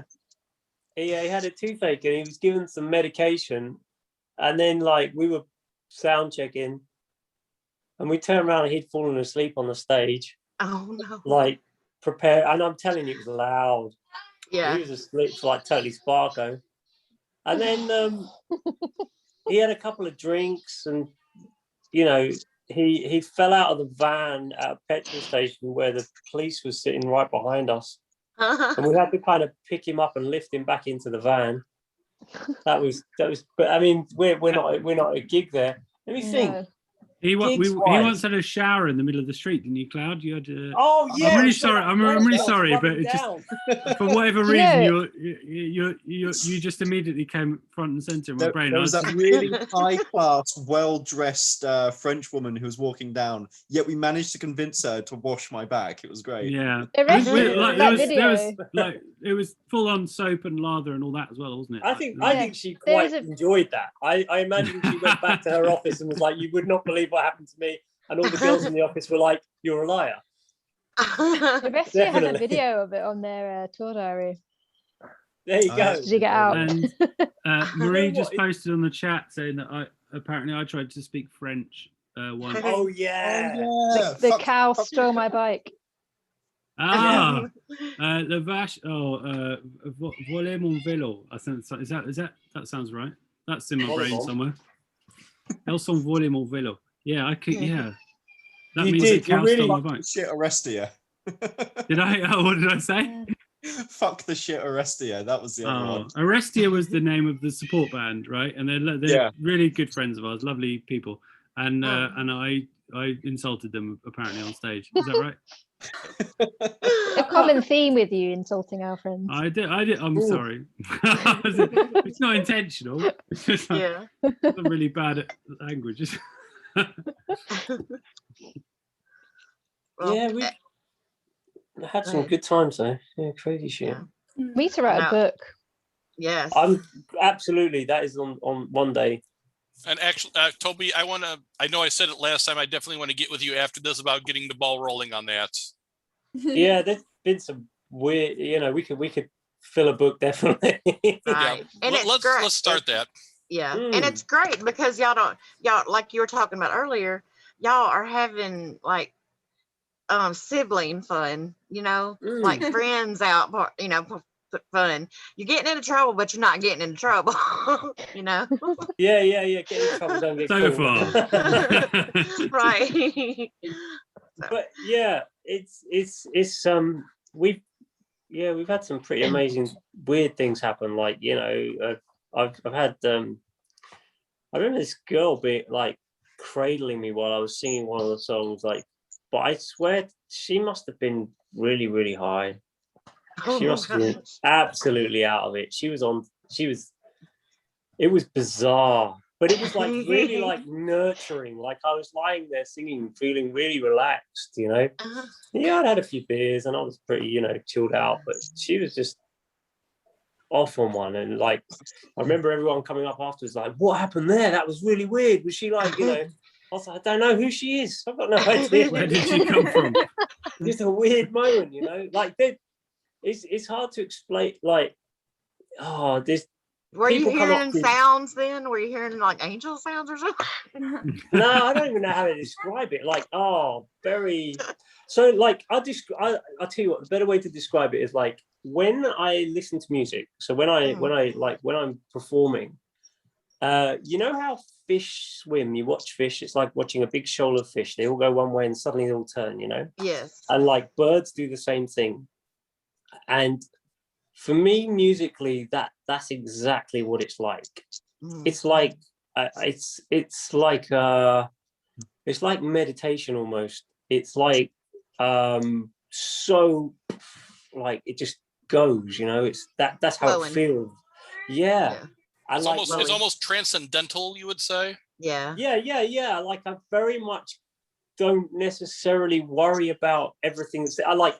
The moments I go back to remembering everyone's there and everything's happening is when we get to a bit where everyone's got a little break and I end up chatting to people and we just have a bit of a laugh, Yeah. But the whole bit that the music's happening, like, is so engulfing and encompassing that you just flow with it, I guess. And then that kind of leads on to the way that such things will just happen. You know, someone will be there, and the next thing you know, you're dancing with them, and like or I'll go off into the crowd, be talking, like someone will say, do you know what I mean? You're just, I don't even know how to put it. It's like you're having out of body experiences. Almost like, it's better than that. I would almost you're there. More like almost there. Like more like being in the flow. If I was to describe like, you know how people describe a bit like if, how do I put it?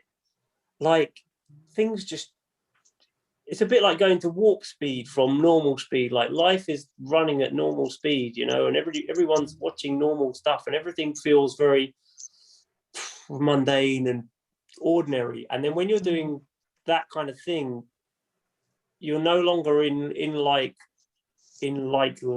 zone, if that makes sense. Like you're in this, I don't know how to put it other than you're in this other zone. Things are just different. It's awesome. It really is like there's nothing else like it. You've transcended. Yeah, I know it sounds weird saying that. I know, but it's, I get it. I get it. Yeah, it's kind of the beauty of it. Like it's like, I tell you another really sort of like a truism. Every time I have like a period of time like this where I have a year where I don't sing or don't do music or whatever, I almost wonder whether I can sing still. Do you know what I mean? Like I almost wonder, can I do this? Is it going to be all right? Am I like a fraud? Is it going to go wrong? Is it? And then you walk in there and you start doing it, and your body just takes over, and it's just awesome, and you love it, and it's great. Do you understand what I'm trying to say? It's natural. Yeah, like there's this totally separate, like there's definitely very definitively two lives I live. Right. There's a thing called like imposter syndrome, isn't there? Where you think like in your life, you think you're not good enough or whatever to do whatever it is you're doing. Like everyone has it at various points. Like you kind of think, oh, am I going to be like, I've got a new job, or I've got a new girlfriend, or whatever it is, you know, like, you know, and you kind of think, oh, I'm not good enough, basically. And like, I think we kind of all have that, don't we? Like even if you're yeah, but I don't even think it's necessarily just like, I guess in a way for me the lives are so extremely different.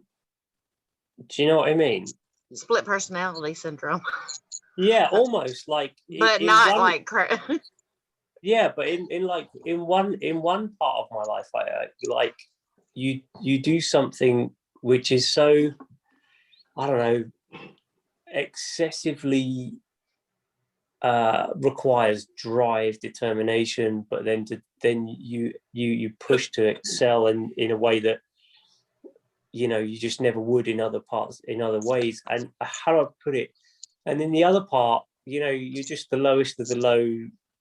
People wouldn't even fucking put you out if you were on fire. Do you know what I mean? Like, and so like I've got these two very polar opposite lives. And so when things kick off again and I get busy again, like I say, it's really easy to kind of have this mindset of like, is it, you know, am I going to do this? Is it all going to be cool? But then like once I really like, Alan Watts would describe this way better than me, you know, this jump into the flow is, I suppose, the way to put it. Right. You know? To me, it sounds like you're trying to say something like, if you're in a dream state and you don't, when you wake up, is it going to be real or is it going to be just all a dream? You know? Yeah, you don't know what half is real, is my point. Right. Yeah. Because I've been living that for such a long time that it's like that they really are, like, I have very definitively got two lives. Right. It's a bizarre place to be. I think they're both real. They're both real. They're just different. I know they're both real, but from the two opposite sides, it's hard. Like it's hard to the two don't meet. Right. Yeah, Do you know it's true. what I mean? They're so different. I know exactly what you mean. Right. I know exactly what you mean. because it's like you have it's weird, isn't it? Because in whatever you do in your life, sometimes you have whether it's you have a hobby or whatever, like, and like for us, like you have a dream, don't you? You have this kind of, for me personally, like I'll go and track drums for a song and I'll enjoy playing it and that's cool and everything. But the bit where it's like really amazing was where you've got a room full of people and they all we're all in the same kind of zone. It's hard to explain where that zone is. Like it's someone said Nirvana a minute ago, like, yeah. And you kind of, and you're all singing along and you're all kind of like feeling that, whatever that thing is. And it's just the most beautiful, beautiful thing. I'll never, ever forget. There's a few memories I'll never forget. One is we went and did national television in Spain. And off the back of that national TV, we sold out a few just clubs, like kind of relatively small venues, I guess, in Madrid and maybe Barcelona as well. And we went and played there. And it was the first time, it was off the first album, I think it was, The Fool. And it was the first time ever we'd been in a room and we were playing Miranda and the Tempest, which is one of the songs off the first album. And everyone in the room was singing along. And I literally cried, like because I just couldn't, it's hard, it's a rush of emotion. Like I didn't know what, I couldn't control it. I didn't know why I was crying, but I was just like, it just was so awesome because everyone in the room was just feeling this thing that was just like, so wicked. And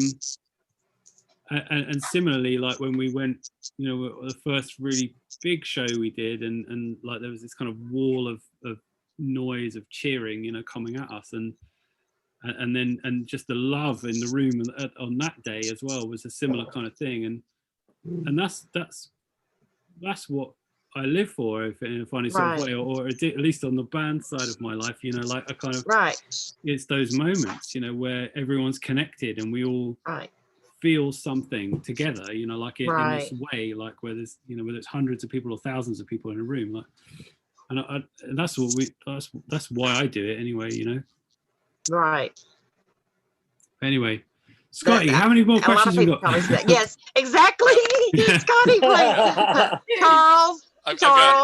We're gonna go with Kirsten and Jeremy. They've each got a question, and then we're gonna head on to a little bit of a game for a little while. No worries. Perfect. It's still Saturday. Let's just do it. Well, not for Erin. She's on Sunday. We've already established that, but oh, sorry. Of course. I'm sorry. No worries. Kirsten, Jeremy, you guys are unmuted, so go for you guys. Okay. First, I wanted to know, what was your favorite part when you guys filmed at Abbey Road? Oh my God. So I'll tell you my favorite part with that was, the first time we heard them playing our music, as in them. Oh yeah. Mate, we walked in there, so we got set up, did all the bits and pieces, we had the Hammond organ out, it sounded great, we did a few bits. We went up to this little booth and they all set up. And these guys are musicians on like the next level. They're awesome. They literally get a bit of paper and they play it perfectly. It's kind of offensive. It's incredible. There's no rehearsal. It's like, here's your bit of paper. And you think, wow, man, like it's like it's with really, feeling and everything. Really cool. Yeah. And like that Luke was saying about feeling tearful, I'm not joking. All of us were looking at each other like, oh my glassy God, eyed. this is awesome. It was amazing. And like so I was in that booth and I just left the booth and just stood at the top of the stairs just listening. And like you just stand there listening, and I was thinking, I can't breathe because if I breathe, it'll pick it up on the mics. And you just it was honestly there's very few moments in life like that. When I walked in there, all the hair stood up on my neck and my arms and everything. It was like walking into someone's ghost. Instant it was chills, wasn't it? Like the music didn't just hit your ears, it hit every part of your body. I think it's the legacy that room carries with it as well. And it's that moment of just I don't know, those guys are amazing. And like there was this few seconds where they're like sitting there and they're going, it would sound better if we do da da da da da, and like and then they're just crossing things out and just quickly changing things around slightly. and you listen to it again, and like for me, like I'm hearing a slightly different mood on the slur. It's happening slightly slower or quicker or whatever. But they're just, yeah, it was amazing. I can't explain to you that feeling. Like, I mean, like for me and Toby, our mum is predominantly a housewife, really. I guess our dad is a builder. Like we never. There's these moments, isn't there, in your life where you're kind of like standing in, like that's one of them. You're standing in a room, and we work really hard, to get there. Do you know what I mean? Like, but you're standing there, and like I've never written music for an orchestra. Do you know what I mean? Like I on this keyboard here, like I just played some chords in, and then I googled it, and I was like, I need to write parts for a cello, and I need to write parts for a violin. So I kind of split all the chords out and the melodies, and I just try to wing it, if that's the way of putting it, really. Like I understand music in the sense that I know what I like and I know what moves me personally, but I'm not a composer. Do you know what I mean? Like, so we were standing there in Abbey Road, like, and these amazing, beautiful people just came in and just smashed it, brought it to life, and in the most wonderful way. And I just was like, I was kind of stunned. Like I was just kind of like, I was like, we all were. It's kind of emotional, isn't it? Because you're like, how the fuck did we get here? Do you know what I mean? Like, it's a hard thing to. You mentioned walking into it and getting the chills, like you were walking into a ghost. And if you think there probably are a lot of ghosts there, of like there's been so much energy, energy there. Definitely. Absolutely You right. can Yeah, feel it in that room, can't you?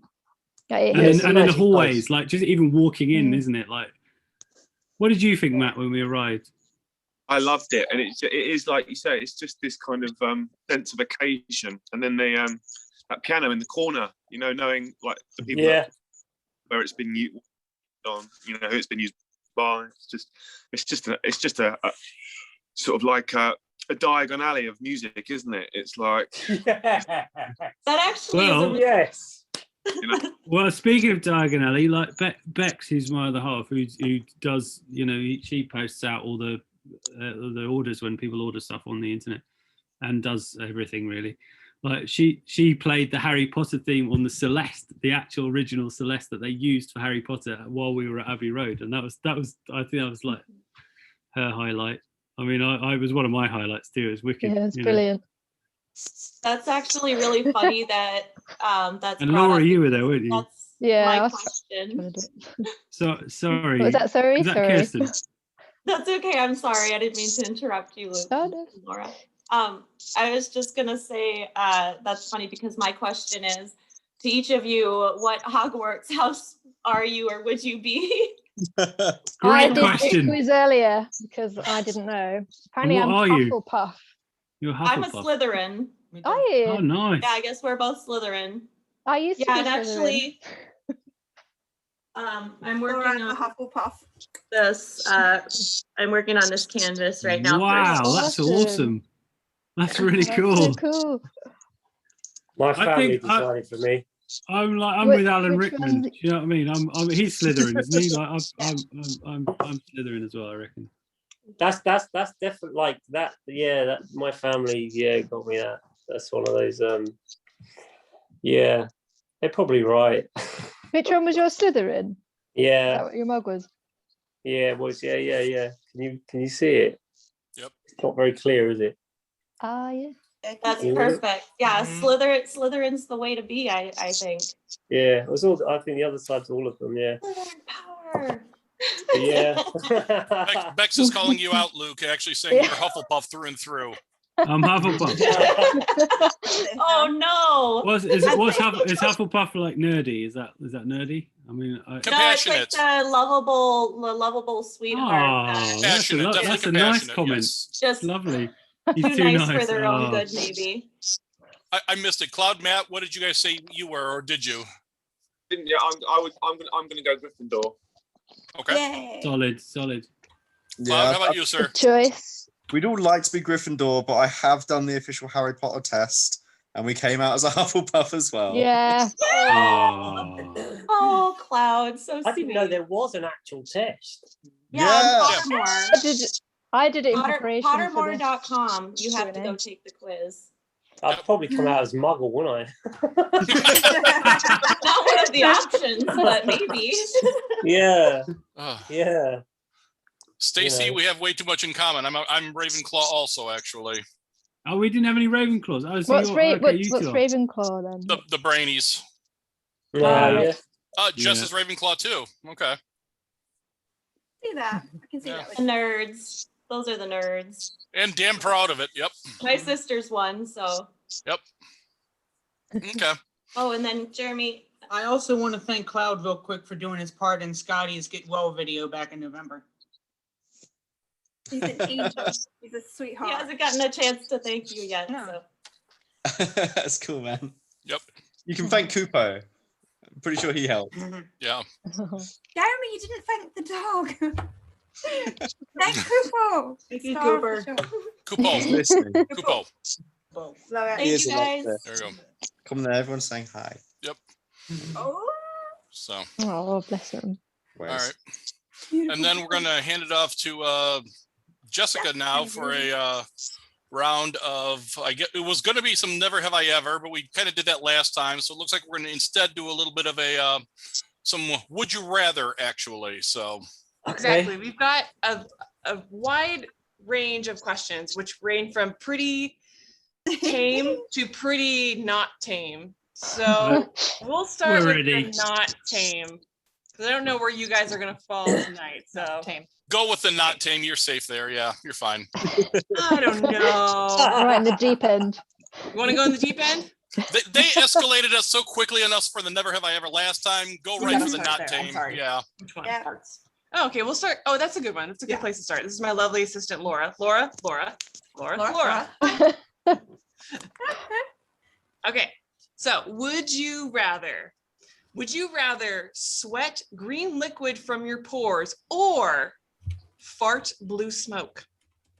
Oh, fart blue smoke. Fart blue smoke. Yeah. Just to clarify, is this the difficult end of the spectrum? Yeah. No. Oh no. Okay. Good. No. Because this is very. If you were gonna do that, I'm not being like, it would be great. You could get some protein shakes, go to places, and just have fun, couldn't you? Be like, it ain't real. It's not real. I think that's quite easy, isn't it? I think I'd go for the blue smoke. I think. Yeah, so would I. You can see Perfect. who's breathing it in.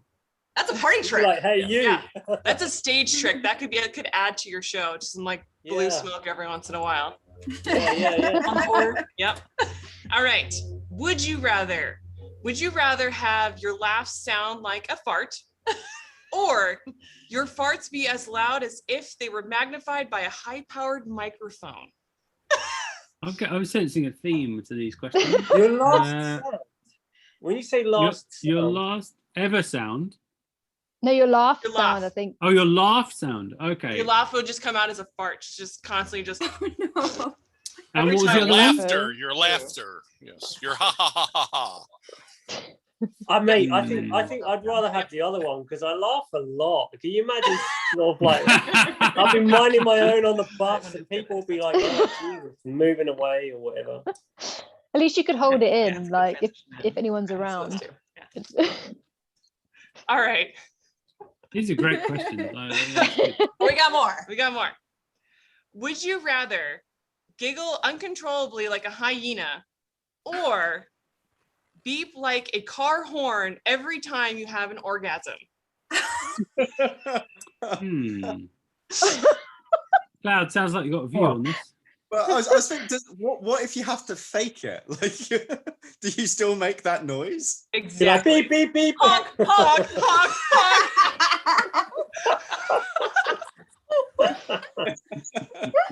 Yeah, I don't mind. Neither of them's good, I think. But you gotta pick one. None of them are gonna be good. None of them are good. That's the point. No, I think the hyena one's pretty good because you just make other people laugh. Actually, with that cum noise, you probably make many people. Yeah, but you might not be able to come again. Yeah, You might especially once put 'em word off, gets innit? around, that's for sure. Yeah.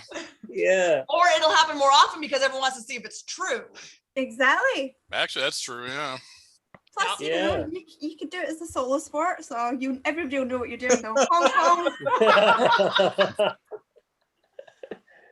Yeah. All man, right, I'm not next being horrible, question.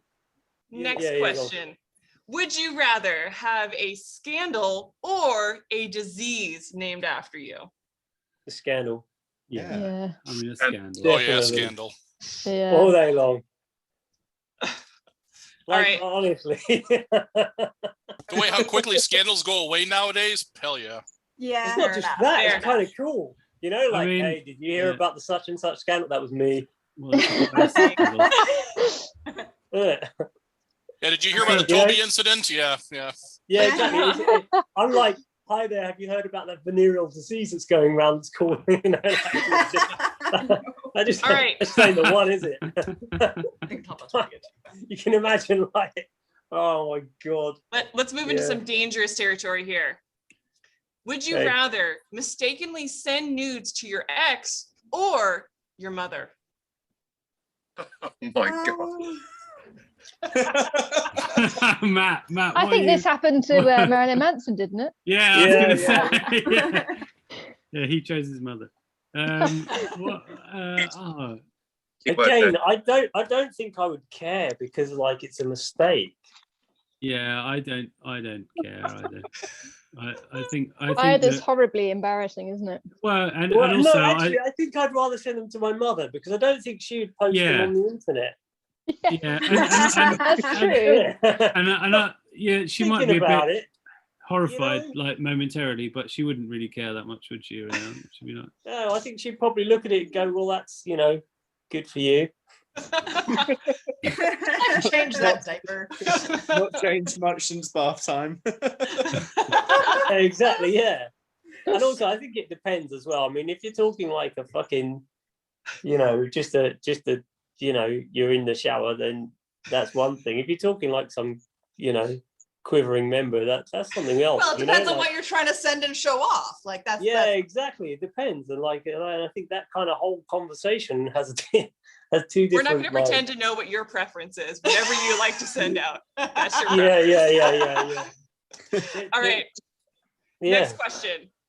Would you rather your significant other was an ex porn star or your sister is a current porn star? X. X. Again, I wouldn't care. Like brutal sense. Like I think if like the only way it would be bad is if your missus was a porn star and you weren't getting any. That would suck. You know what I mean? That's a good point, actually. Yeah. But if you love your missus, then it doesn't matter really necessarily that much what her job was. Do you know what I mean? Exactly. And I know that like, so I, in an odd way, I don't think I'd care that much. Like I wouldn't ever be interested in like who she's been with, where she's been, whatever. Do you know what I mean? I just don't care. But if she's like super famous and like every time you see a picture in the stores, it's like freaking, like, are you gonna feel intimidated? Like no, not really. I think my bigger problem will be that when my kids get to like 15, they go to school and everyone's like, "Hey man, I've seen your mum's tits." That might suck for my kids. Do you know what I mean? In the future. Yeah. But like for me, that's where you can teach them. That's where you teach them. Like, yeah, I was breastfed. I've seen them too. Cool. yeah, exactly. Do you know what I mean? Like, it's one of them. Like, I don't think that would. I don't think it. But you have that potential reality, or the other one where your kids are growing up and masturbating to your sister.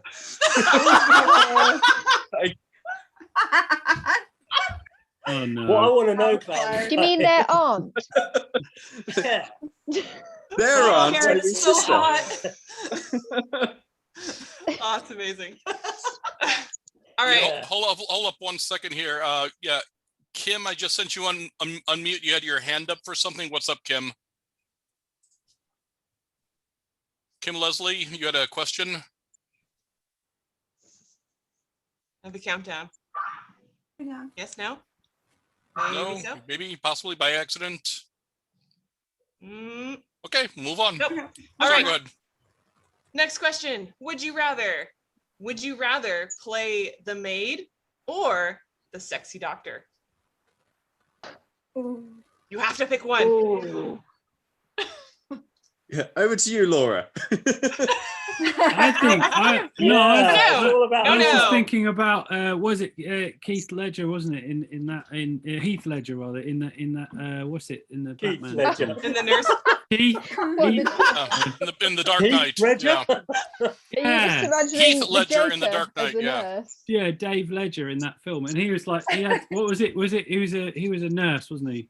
Yeah. I thought he looked very good like that. I'd quite happily go for that look. Yeah, but that's not a fucking maid or a doctor. No, he means when he's dressed up as the nurse. It's still not made or a doctor, though, is it?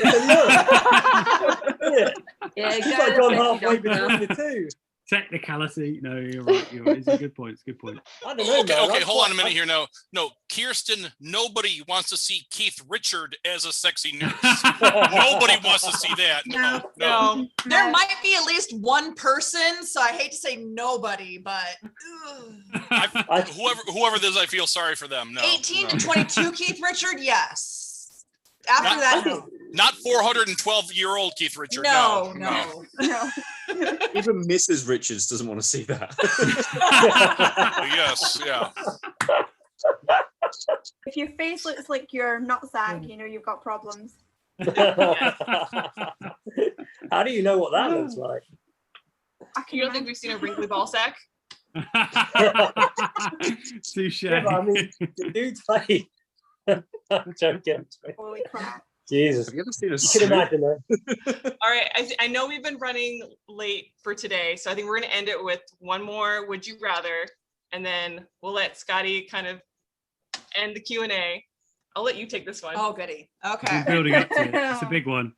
It is the big one. Would you rather do the first 90% of a blowjob or the last 10% of the blowjob? Oh, wow. That's for the guys as well. Yeah. No. Oh, yeah. It's for everybody. This is for everyone. Everybody. Oh, that's great, because for me and the missus, that's what we call it both ways round. So I'm happy to do the first and finish it. Oh, 100%, sir. Well done. Good laugh. Oh, you win, Toby. There's no, you can't top that.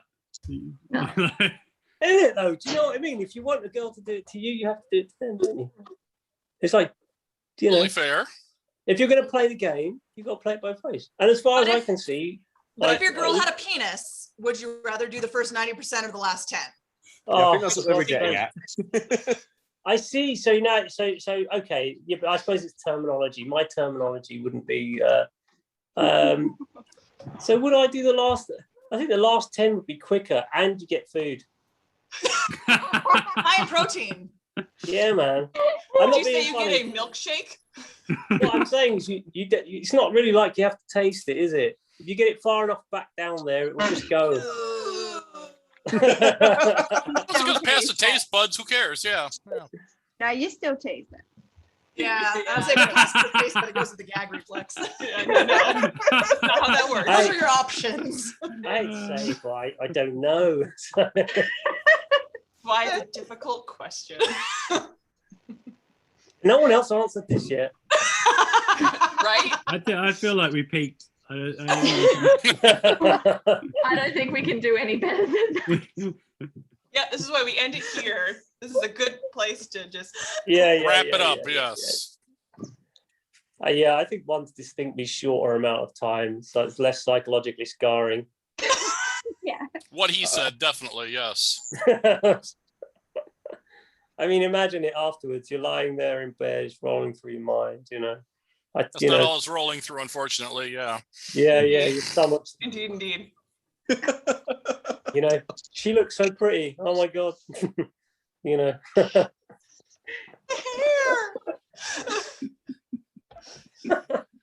On that note, Scotty, it's back to you. Aren't you glad you invited us? You look so happy in your hot tub, you lucky devil. It's lovely. It I is a bet. lovely California afternoon. We thought we would just take advantage of it. Nice. Basically rub it in. Yeah, and rub it in, exactly, yeah. Yeah, I don't know. Yeah, cool, awesome. Thank you. No, not coming. Thank you for joining us. Oh my god. God, you've fallen apart in the last 10% here. Like you just. Yeah. Like it was the last 10% of a blowjob, yeah. I forgot that we'd already spoke about this, and I forgot that was one of the questions. I was like, whoa, yeah, that was the big one. So yeah. Except I know some of their dirtier questions. And I'm glad they didn't go with some of them. Jesus. Why? No. We're saving that for the third Q&A, that's why. I don't mind telling you, sure. but I'm only doing that one offline. It's not going on the internet.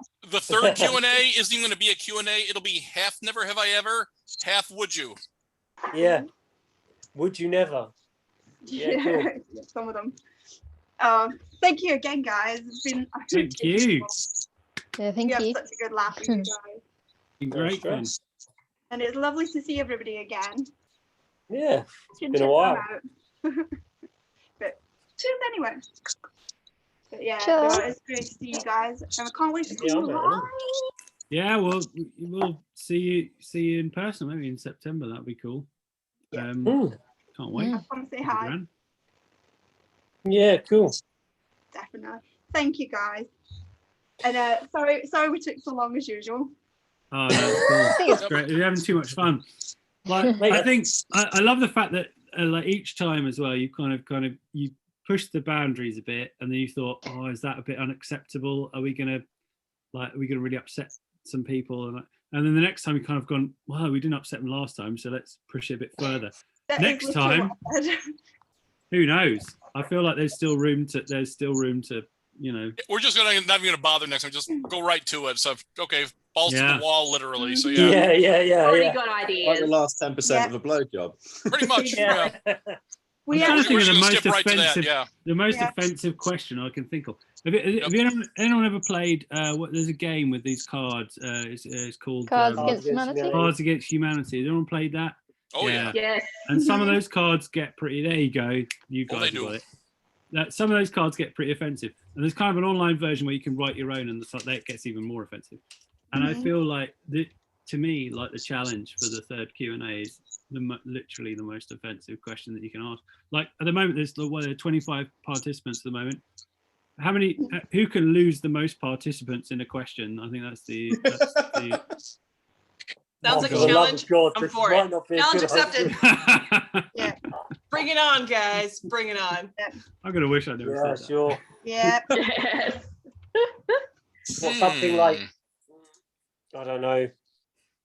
We actually have Never Have I Ever we can't put on YouTube. So if you ever want to do an unrecorded one and it gets filthy, it's disgusting. You can ask Yeah. Oh yeah. Oh dear. We'll let him go crazy. We will, absolutely. Yeah. That would be so much fun. We got some really awful questions, didn't we? Hey. Most of them were for Jess, actually. Jess brought the questions, really.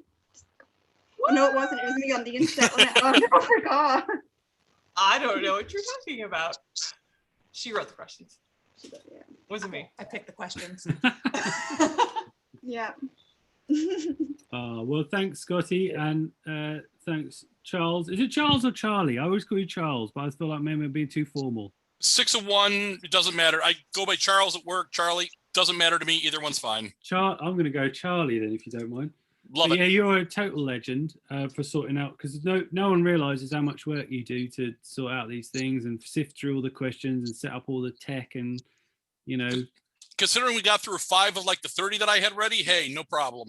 Amazing. Well, we've got more for next time. And you Exactly. listen to all my inane questions as well in advance as well. And you're just a total star. So, like, you know, a round of applause for Charlie. Nah. And Scotty. Absolutely. And Yep. you know, and yeah, let's you know, here's to next time. Hopefully, Scotty, there won't be any drama next time before you know, we do this. No car accidents, amen. Yes. No, bloody hell. Mhm. No. Blue hair goes grey. Like Jesus Christ. But no, we're good. We're all good. Everybody's safe, and that's the main thing. Yeah. But much love to you all. I'm sure we'll see you all in person at some point. And we eventually get to America and all that. So, mwah. Thanks everyone. Thank you very much, everyone, for coming. We'll see you again All soon, we right. hope. Cool. Thank you. Take care. See you soon. Very well. Bye. Bye. Yep.